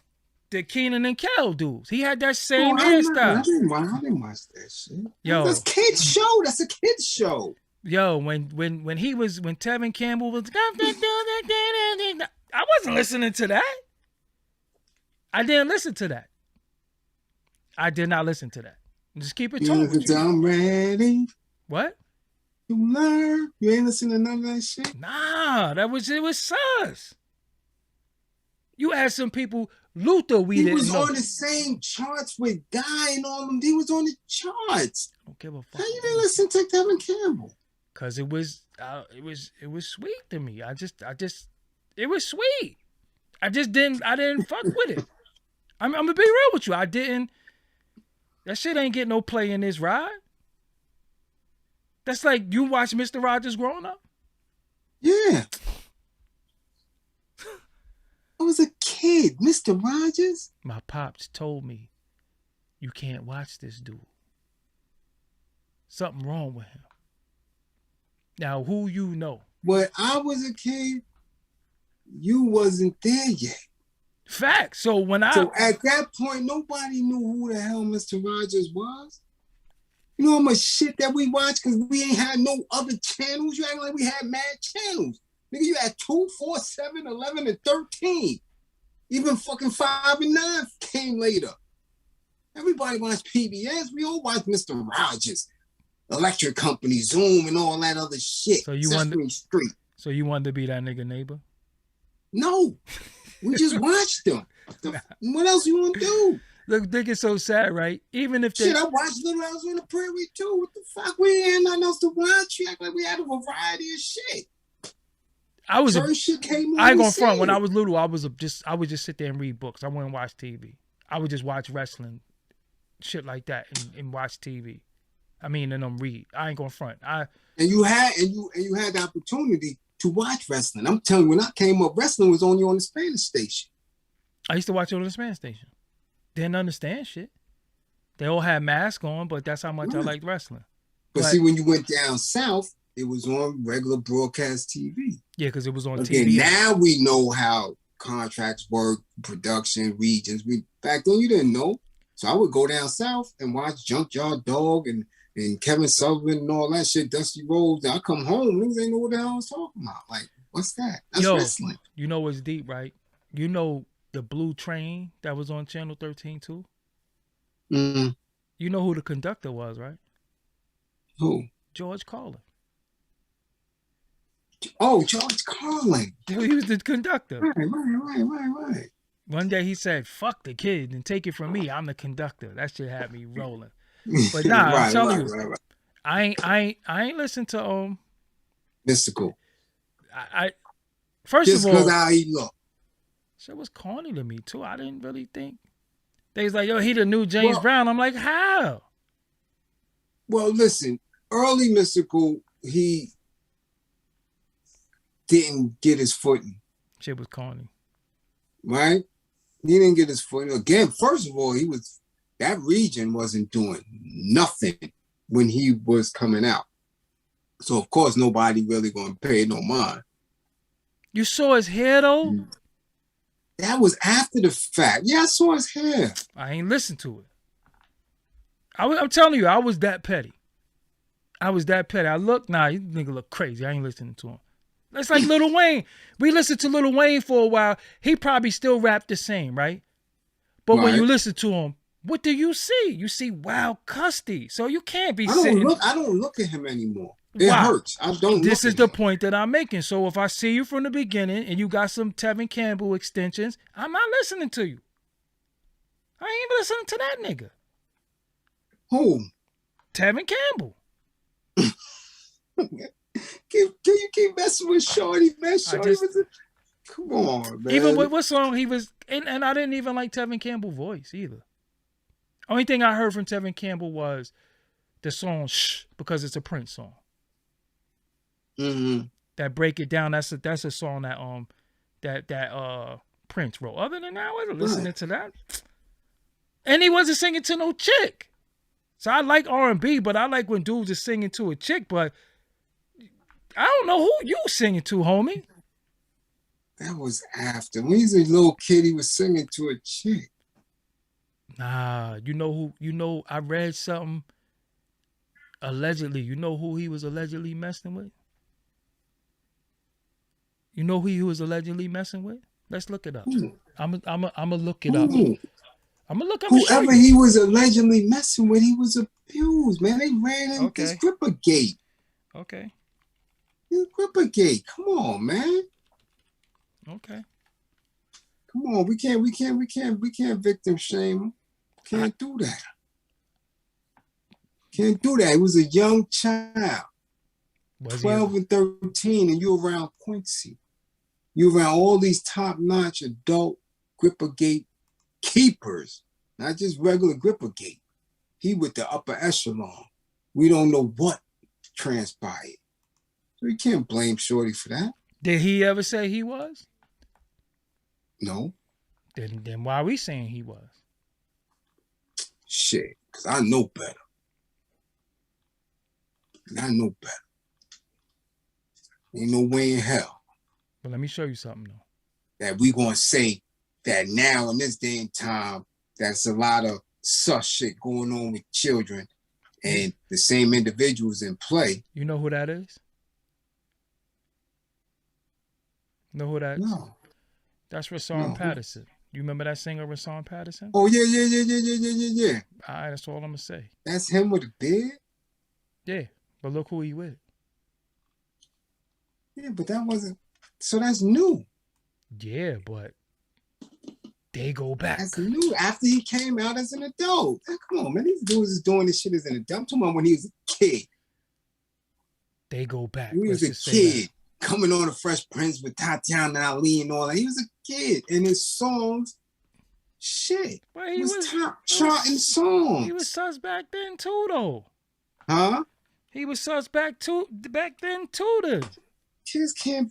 I know kids ain't sus, man. That shit they abused, man. Kids ain't sus. They don't even know what they want. That's why I said the shit is abusive. I can't blame that little dude for that. Now he's an adult making adult decisions. That's different. That's different. I don't even get into all that shit, man. When they kids, nah, man, that's abuse, man. Yeah, I hear that.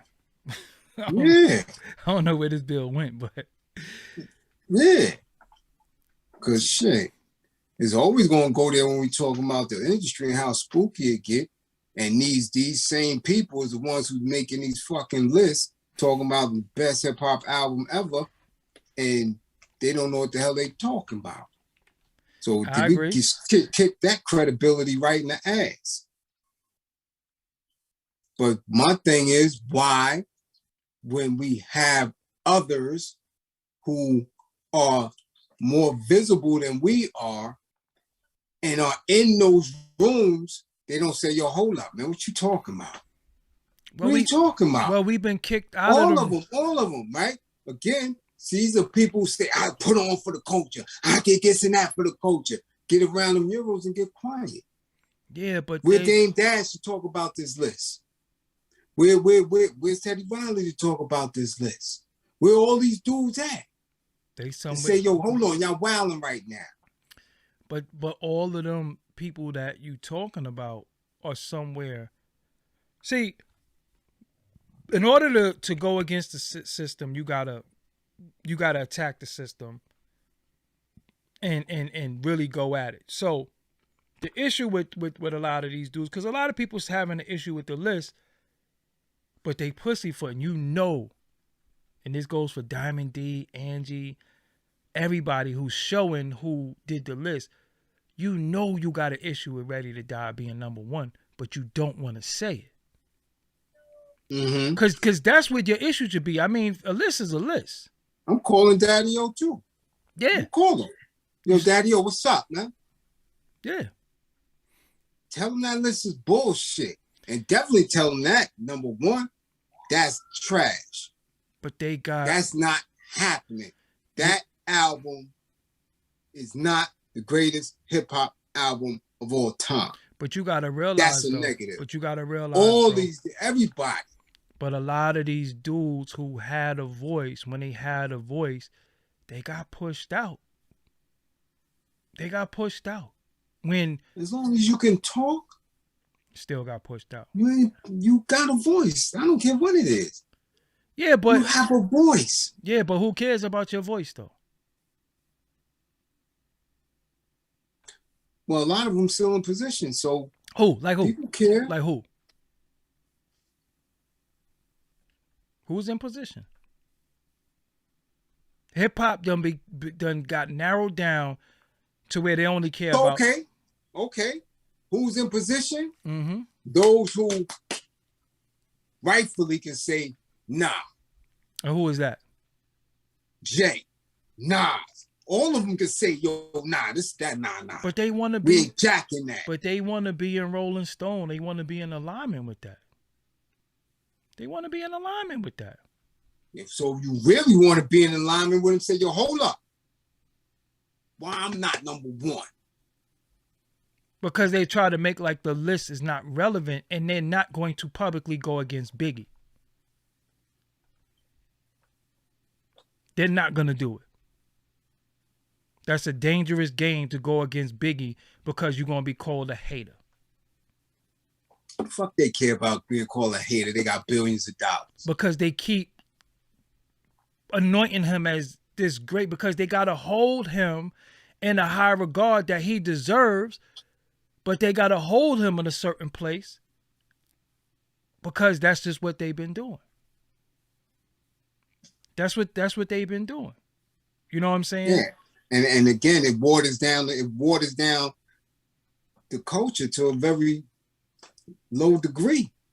When you can keep holding somebody at a certain level when they wasn't there, and you're going to really diminish the value of anybody that comes after that in all reality surpasses that. You know who was the most vocal artist? Vocal artist was like Wu-Tang. RZA was vocal, Ray was vocal, Ghost was vocal. A lot of them was vocal, and they were qualified because they were putting out quality music.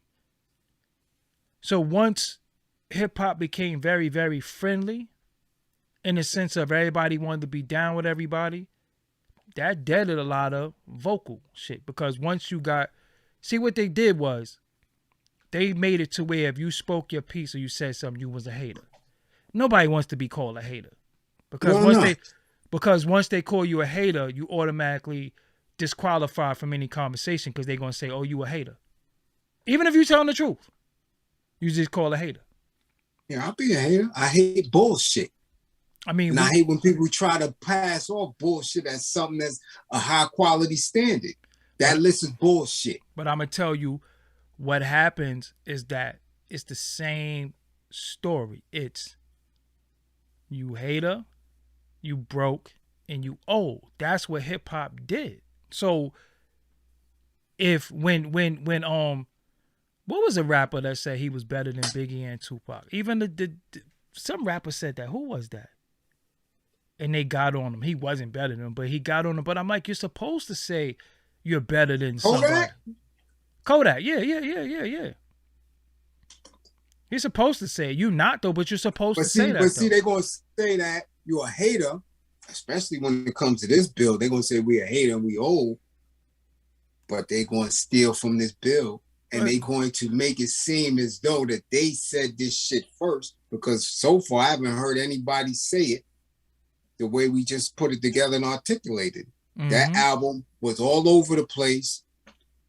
3 or 4 fillers, dated production, combined with, some other shit.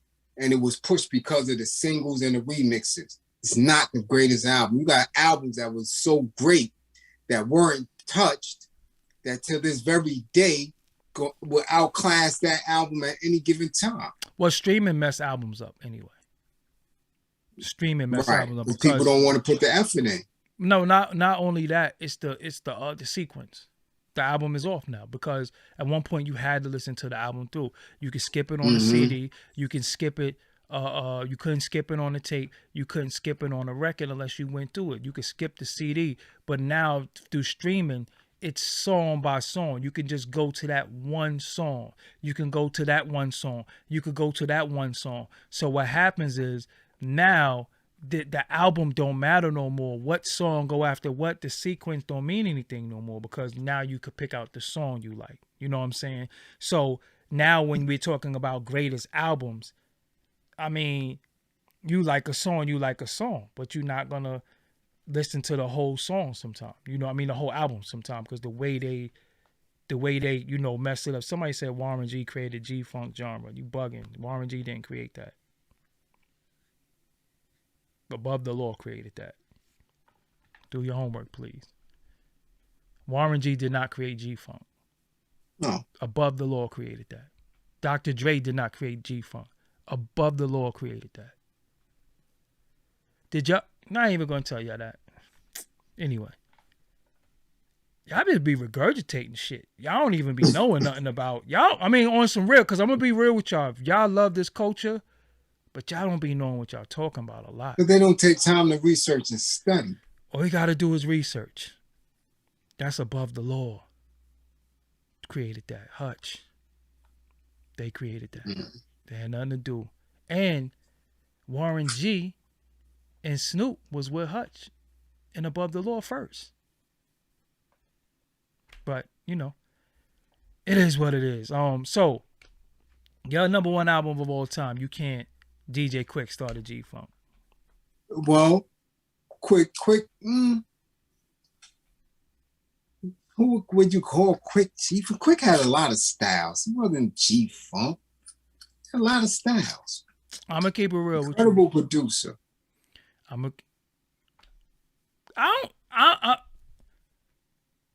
not big on DJ Quick. Why? It's alright. It's dope R&B, but it's alright to me. I just think his name always get thrown and shit, but I always be like, okay, what song should I go listen to? And what song should I be listening to? It's difficult because he got a lot of styles. So if somebody say go listen to Born and Raised in Compton, and then you know, somebody else come from 97 era Quick, you know what I'm saying? It's two different. He had a lot of different styles with him. He definitely did as a producer, you know, because like you said, he could sound very R&B-ish, it could sound funk, but as far as hip hop, like how Dre transitioned, you could still hear cuts and scratches and Dre shit regardless. A lot of those elements are not in later Quick. Again, it's more, come on, man, Quick did joints with fucking Raphael Sadiq. Like, and what is that? And what is that? And that's pure R&B. Okay, like, you know so again, yeah. So you can't. So Tonight was not dope to me. My favorite song by DJ Quick was Just Like Compton because I love that bass line right in the beginning. But when we always talking this, quick this, I always be like, I don't hear what y'all hear. Mm-hmm. That Justify My Thug shit for Jay-Z was garbage. Yeah, that was trash. Garbage. I like Just Like Compton. I like his production for Second to None and High C and all that. I like some of that, but a lot of times when people be like, yo, quick this, quick that, I be like, I don't hear what y'all hear. I like, when I think of West Coast producers, my favorite West Coast producers be Battle Cat. You know what I'm saying? I like Battle Cat. Battle Cat to me is it, but I see people say I'm hating. How am I hating? Y'all weird as, don't pay that. Y'all weird as fuck. Because that's the hating word. Y'all weird as fuck. Is lack of vocabulary. Because again, give another word to really articulate what you're feeling. Because it's not hate when somebody's giving an honest critique and somebody saying I don't like it. Yeah, I never said. If somebody say they don't like liver, they hating on liver. That's what. But this is where we do right now. Yeah. Like, I just, find another word. Yeah. When people just always say, "Yo, DJ Quick is better than Dr. Dre," I'm like, how? So why he don't got as much hits as Dr. Dre? Yeah. I mean, he did add on to In the Club. He does have a great sound. You know what I'm saying? And even when y'all say The Truth Hurts, DJ Quick, That shit was cool to me, but that's do it till you're satisfied to me. That was a loop. Like I have a different ear for production that people do, because when people loop drums, I never listen to the drums looped and be like, yo, he killed that. I like when people chop shit and I be like, yo, hold on, that's dude just looping, doing until you satisfied and throwing a sample on it is alright to me. You know what I'm saying? Mm-hmm. Like, I don't know. I mean, so you sticking with the purple tape? I'm sticking with the purple tape. I mean, people. That's your all-time number one hip hop album ever. The purple tape. If I had to. Right, you on a desert island, like they say. Listen, sir, you've just been convicted. You're going to live on this island by yourself from now until the sun burn out. You get one hip hop tape. Let me educate somebody right quick. Jada Blaze, DJ Quick does his own production without help from other producers. Dre has help from other producers. He don't do everything himself. So, was Barry White a producer? Was Quincy Jones a producer? Y'all don't even know what the fuck a producer is. Y'all don't know what a producer is. It's a difference between a producer and a beat maker. I just broke that down to y'all on Drink Champs. Barry White is the producer. So you telling me Barry White was playing the strings? He's the drummer too? Ain't James Brown a producer? Wasn't Bernard Purdy his drummer? Wasn't Fred and Wesley and Maceo Parker the horn section? But who produced it? Y'all don't know what y'all talking about when it comes to production. The production has nothing to do with who made the beat. It's who put the record together. That's what makes you the producer. It's a difference between a producer and a beat maker. Okay? Y'all don't know what y'all talking about. But y'all always saying, oh, this person had help. This person had help. All the fucking producers had, all your favorite producers had help. It's that Kanye super producer shit that made y'all think that it's a different producer. You think Timbaland was doing a lot of that shit by himself? Again, y'all don't even know what a producer is. Y'all don't know what a producer is. They got session players that come in and play the guitar. They got session players that come in and play the keys. Horns. Only one person I know did it all by themselves. Prince. That's it. That's what a producer is. That's it. Y'all don't know what a producer is. Y'all keep saying producer. Dr. Dre got help. Everybody who said they did something with Dre, they said when after they left and came back, that wasn't what they did for him. He took it somewhere else. Everybody say that. And people say, yo, Daz is a producer. So where's Daz hit records at? Why Daz don't, where Daz hit records at? Why he still don't got them though? Because he still didn't have where's after Tupac died, where's them records at? If we say, yo, Daz is this and Daz is that, so where that shit at? Where the hits at?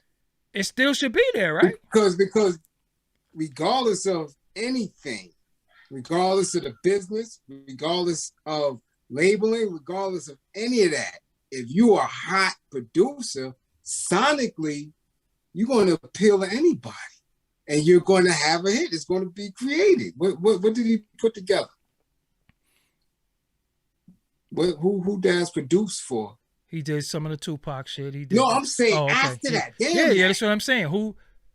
Damn, that we've been 2 decades from that. You ain't got shit else out nowhere. Come on now. Dre still got. I mean, look how many people Dre put out. So if this about us, then even DJ Khaled is a producer. Diddy is a producer. It's not beat makers. It's a difference. You know what I'm saying? It's a difference. People keep thinking producer's the person that made that beat. That's not true. That's not true. If you made a beat and I come up in there and say, yo, do this and do this and do that. I produced the song. It just is what it is. You know what I'm saying? A lot of people don't know that, but they just keep saying quick this, quick that. And I'm like, Quick ain't no fucking Dr. Dre. I just had this debate with Big Steel the other day. Like, yo, everybody be all, I never say Quick was whack. I never said that, but I don't hear what y'all hear. I listen and I be like, this shit ain't no Dr. Dre shit. I could name. Well, you know what else too?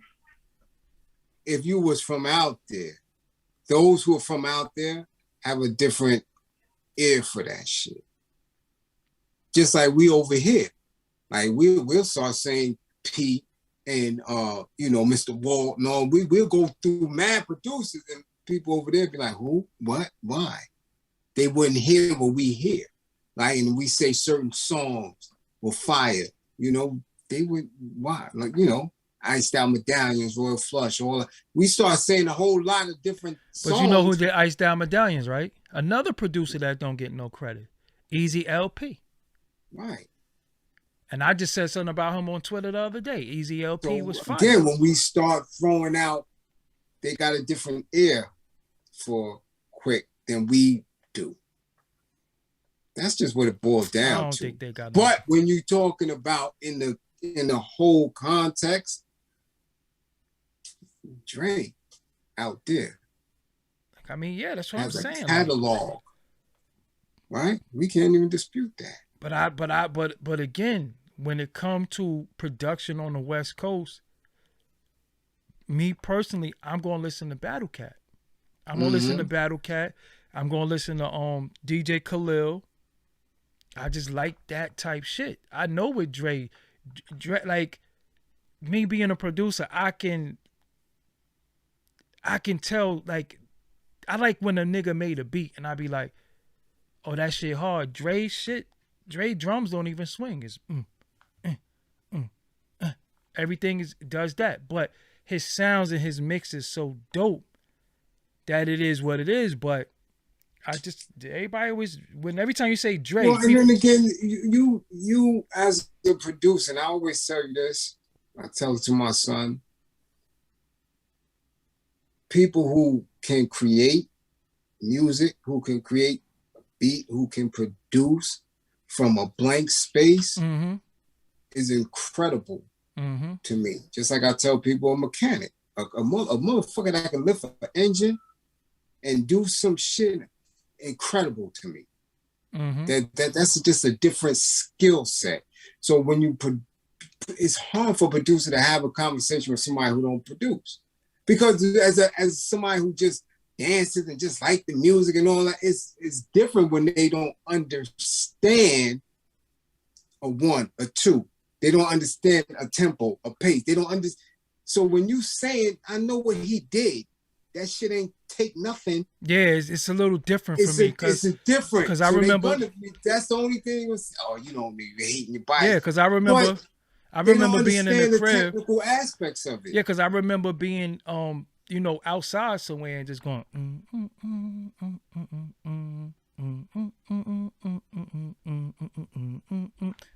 Oh shit, that's a melody. Hum it in my phone, then go find the keys, and you know what I'm saying. That's just from nothing. You know what I'm saying? That's from nothing. Not saying I've never been the type to just sit there and just start making shit and I never did that. It always came from nothing. You know what I'm saying?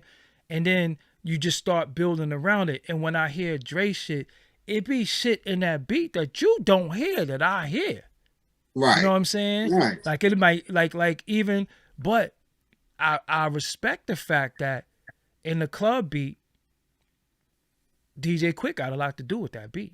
Those is his sounds. You know what I'm saying? So, but when you hear that these orchestra sounds, but then you hear the in the background, you don't hear that all the time.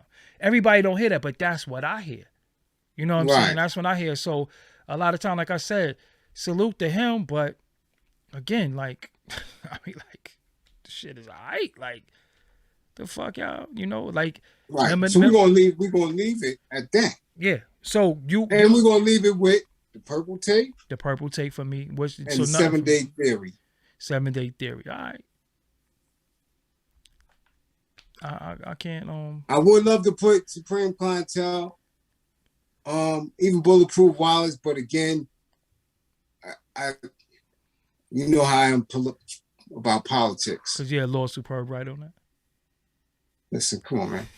He wasn't writing before that, and he damn sure after, his demise, the man lyrics is still up. So I ain't trying to jack on that. Listen to what we saying. If y'all want to send in or comment what y'all feel is a better album than those two, feel free to do so. The Purple Tape, 7 Day Theory. And we both can say in a close second or third, gotta be The Great Adventures.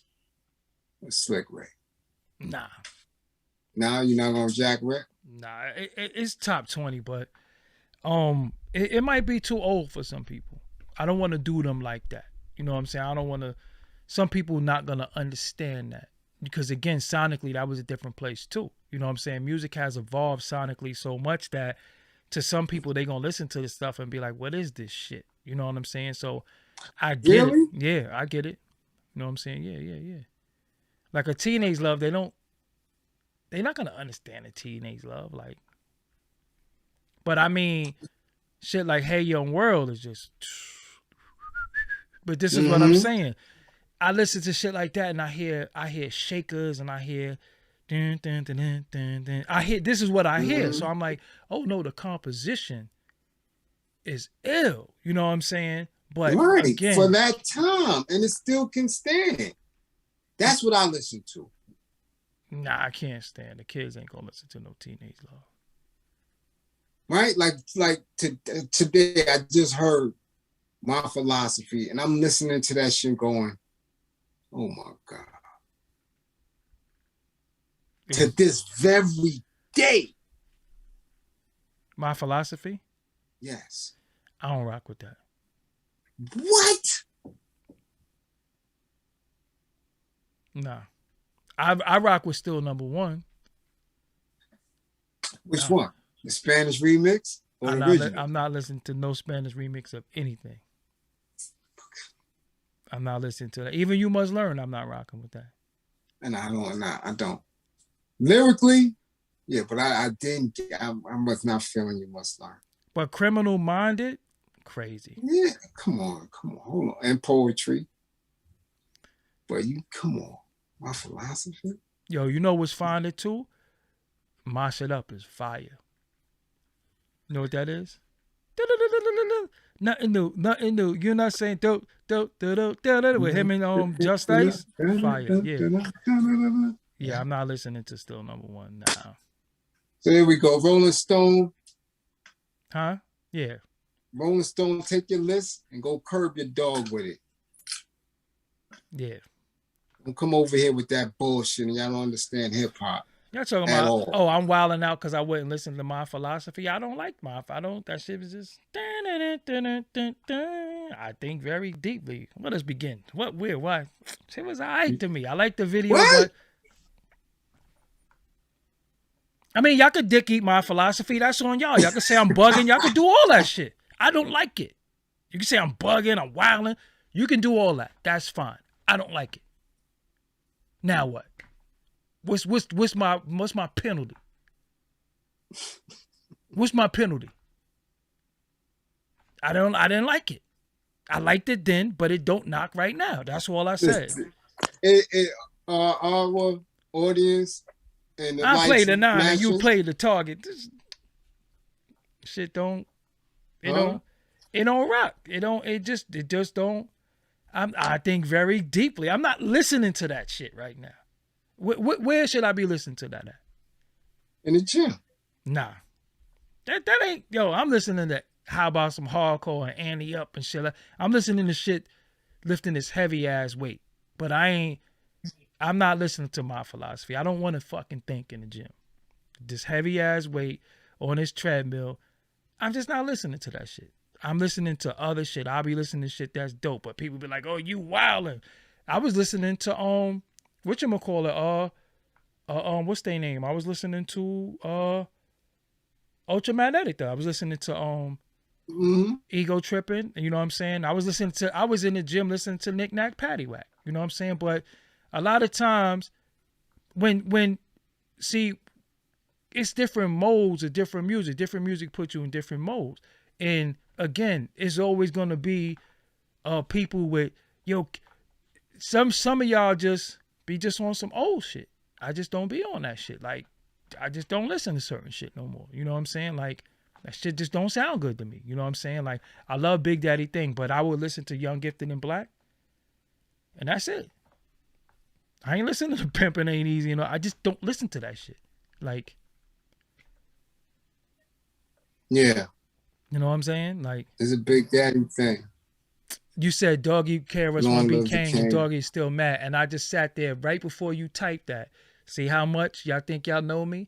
I just sat there and said I don't listen to Kane shit either. So that post right there, Rusty Nail, you could take that same Rusty Nail and stick it up your fucking nose and touch your brain with it too. Do that for me tonight. You know what I'm saying? But I listen to it is some KRS-One shit I like, but this not my philosophy. I'm not listening to that shit in the gym. I play the 9 and you play the target. And even said G was the one who put together that shit, you know, the first album. You know what I'm saying? So Yeah. It is what it is, man. Yes. Shout out to Brooklyn Industry. Shout out to Big Ma, who always check on me daily. Yes. Shout out to the Bullhead V, Brown Girl, everybody. Keep doing y'all thing, man. How many we got in the building? We had over 1,000. I had to block some people too. Let me explain something to you, right? This is the realest shit, right? This the realest shit. I got a lot of love and respect for people who watch me, who support me. But some of y'all, you don't own me, right? You don't own me. Like, because you watch me and you support me, the minute you start coming in my DM and start saying weird shit, I'm getting you out of here. You just keep it real with you. Like, leave that shit in the bill. When we here, you come to the DM and shout me out. That's cool. We build. But when you start saying weird shit, you getting blocked. Like, you gotta chill. Like, you don't own me. Like, this is some YouTube shit. When I get off here, I'm off here. Like, all that DM, oh, you said this and that. Listen, stop. You don't own me. I don't own you. I have no right to come to your page or DM you and say shit. Just, because some people be saying shit to me and I be like, yo, you need psychiatric help. Seriously. You need help, because it starts going past music and it starts transcending fake life shit. And I keep telling y'all, don't come to me thinking we relate and sending me shit. And listen, just leave me the fuck alone, okay? When I'm on YouTube, fine. We're here to talk. But when I leave this shit, man, leave me the fuck alone. Seriously, because a lot of people just be, you don't own me. Straight up, you don't own me. I don't have to answer you. I don't have to talk to you. And a lot of times dudes just be, and some chicks, yo, y'all need to go sit on somebody's couch, take some pills. That holistic shit ain't working. I don't know, yo, you need help. No, for real. And you know what I'm talking about, because you got some shit that, yo, some people need help, and I can't help you. I can't coddle you. Like, I just is on YouTube. Like, I do have a perception. I have a little knowledge, but some people need help. And and they can get it. We got people in the tribe that can help them. But again, people refuse help. Fuck them. I don't care. And think they're in a better space than they actually are. I didn't listen. Fuck them. I don't gotta help you, man. I don't know you. I don't know some of these people. This is what I'm saying. And a lot of times people just think they know you based off of watching you. You just think that, we was in the crib together yesterday. Motherfucker, you watch me on YouTube. I don't know you. I don't even know if you musty. I don't know. I don't know you. But people start trying to tell me about me, and yo, you don't know me. I don't know you. Chill. You start talking too much, chill. You just go get help. Is they got facilities you could go to for that shit. You know what I'm saying? Like, I'm not your medicine. Don't be sending me shit talking about look at his hand gestures or how you feel about. I don't feel nothing about nothing. Just keep telling y'all that. I don't have no feeling. I only have feelings when we on here. Other than that, just stop with that shit. You know what I'm saying? Just stop. And I see one bozo wasn't here tonight, and I'm glad that she not, because you're blocked. Yo, it's so crazy, right? It's so deep. Hold on, let's stop the beat. It's so deep. It's so deep what I'm saying. That I got people who come in my DM and talk shit about y'all in the chat and tell me to watch out for some of y'all, and they pay attention to y'all. I'm telling you, it's a little too interesting. They be coming in the such and such in the chat. It's blah blah blah. Yo, yeah, chill. Talk about my tribe. Leave my tribe. Yeah, alone, like we got people on here that's real talking about this one is after you, and nah, it's just starting to get a little too crazy, man. It's starting to get a little too crazy. You picking out names and just chill, man. Like, I'm regular degular, but when you start telling me the spirits is telling you this shit, nah, don't come at me with that shit, man. I ain't into none of that spooky shit. Go take some medication. Go drink some fucking water. Go do something. Leave me the fuck alone, man, because I ain't with it. You know what I'm saying? I'm out.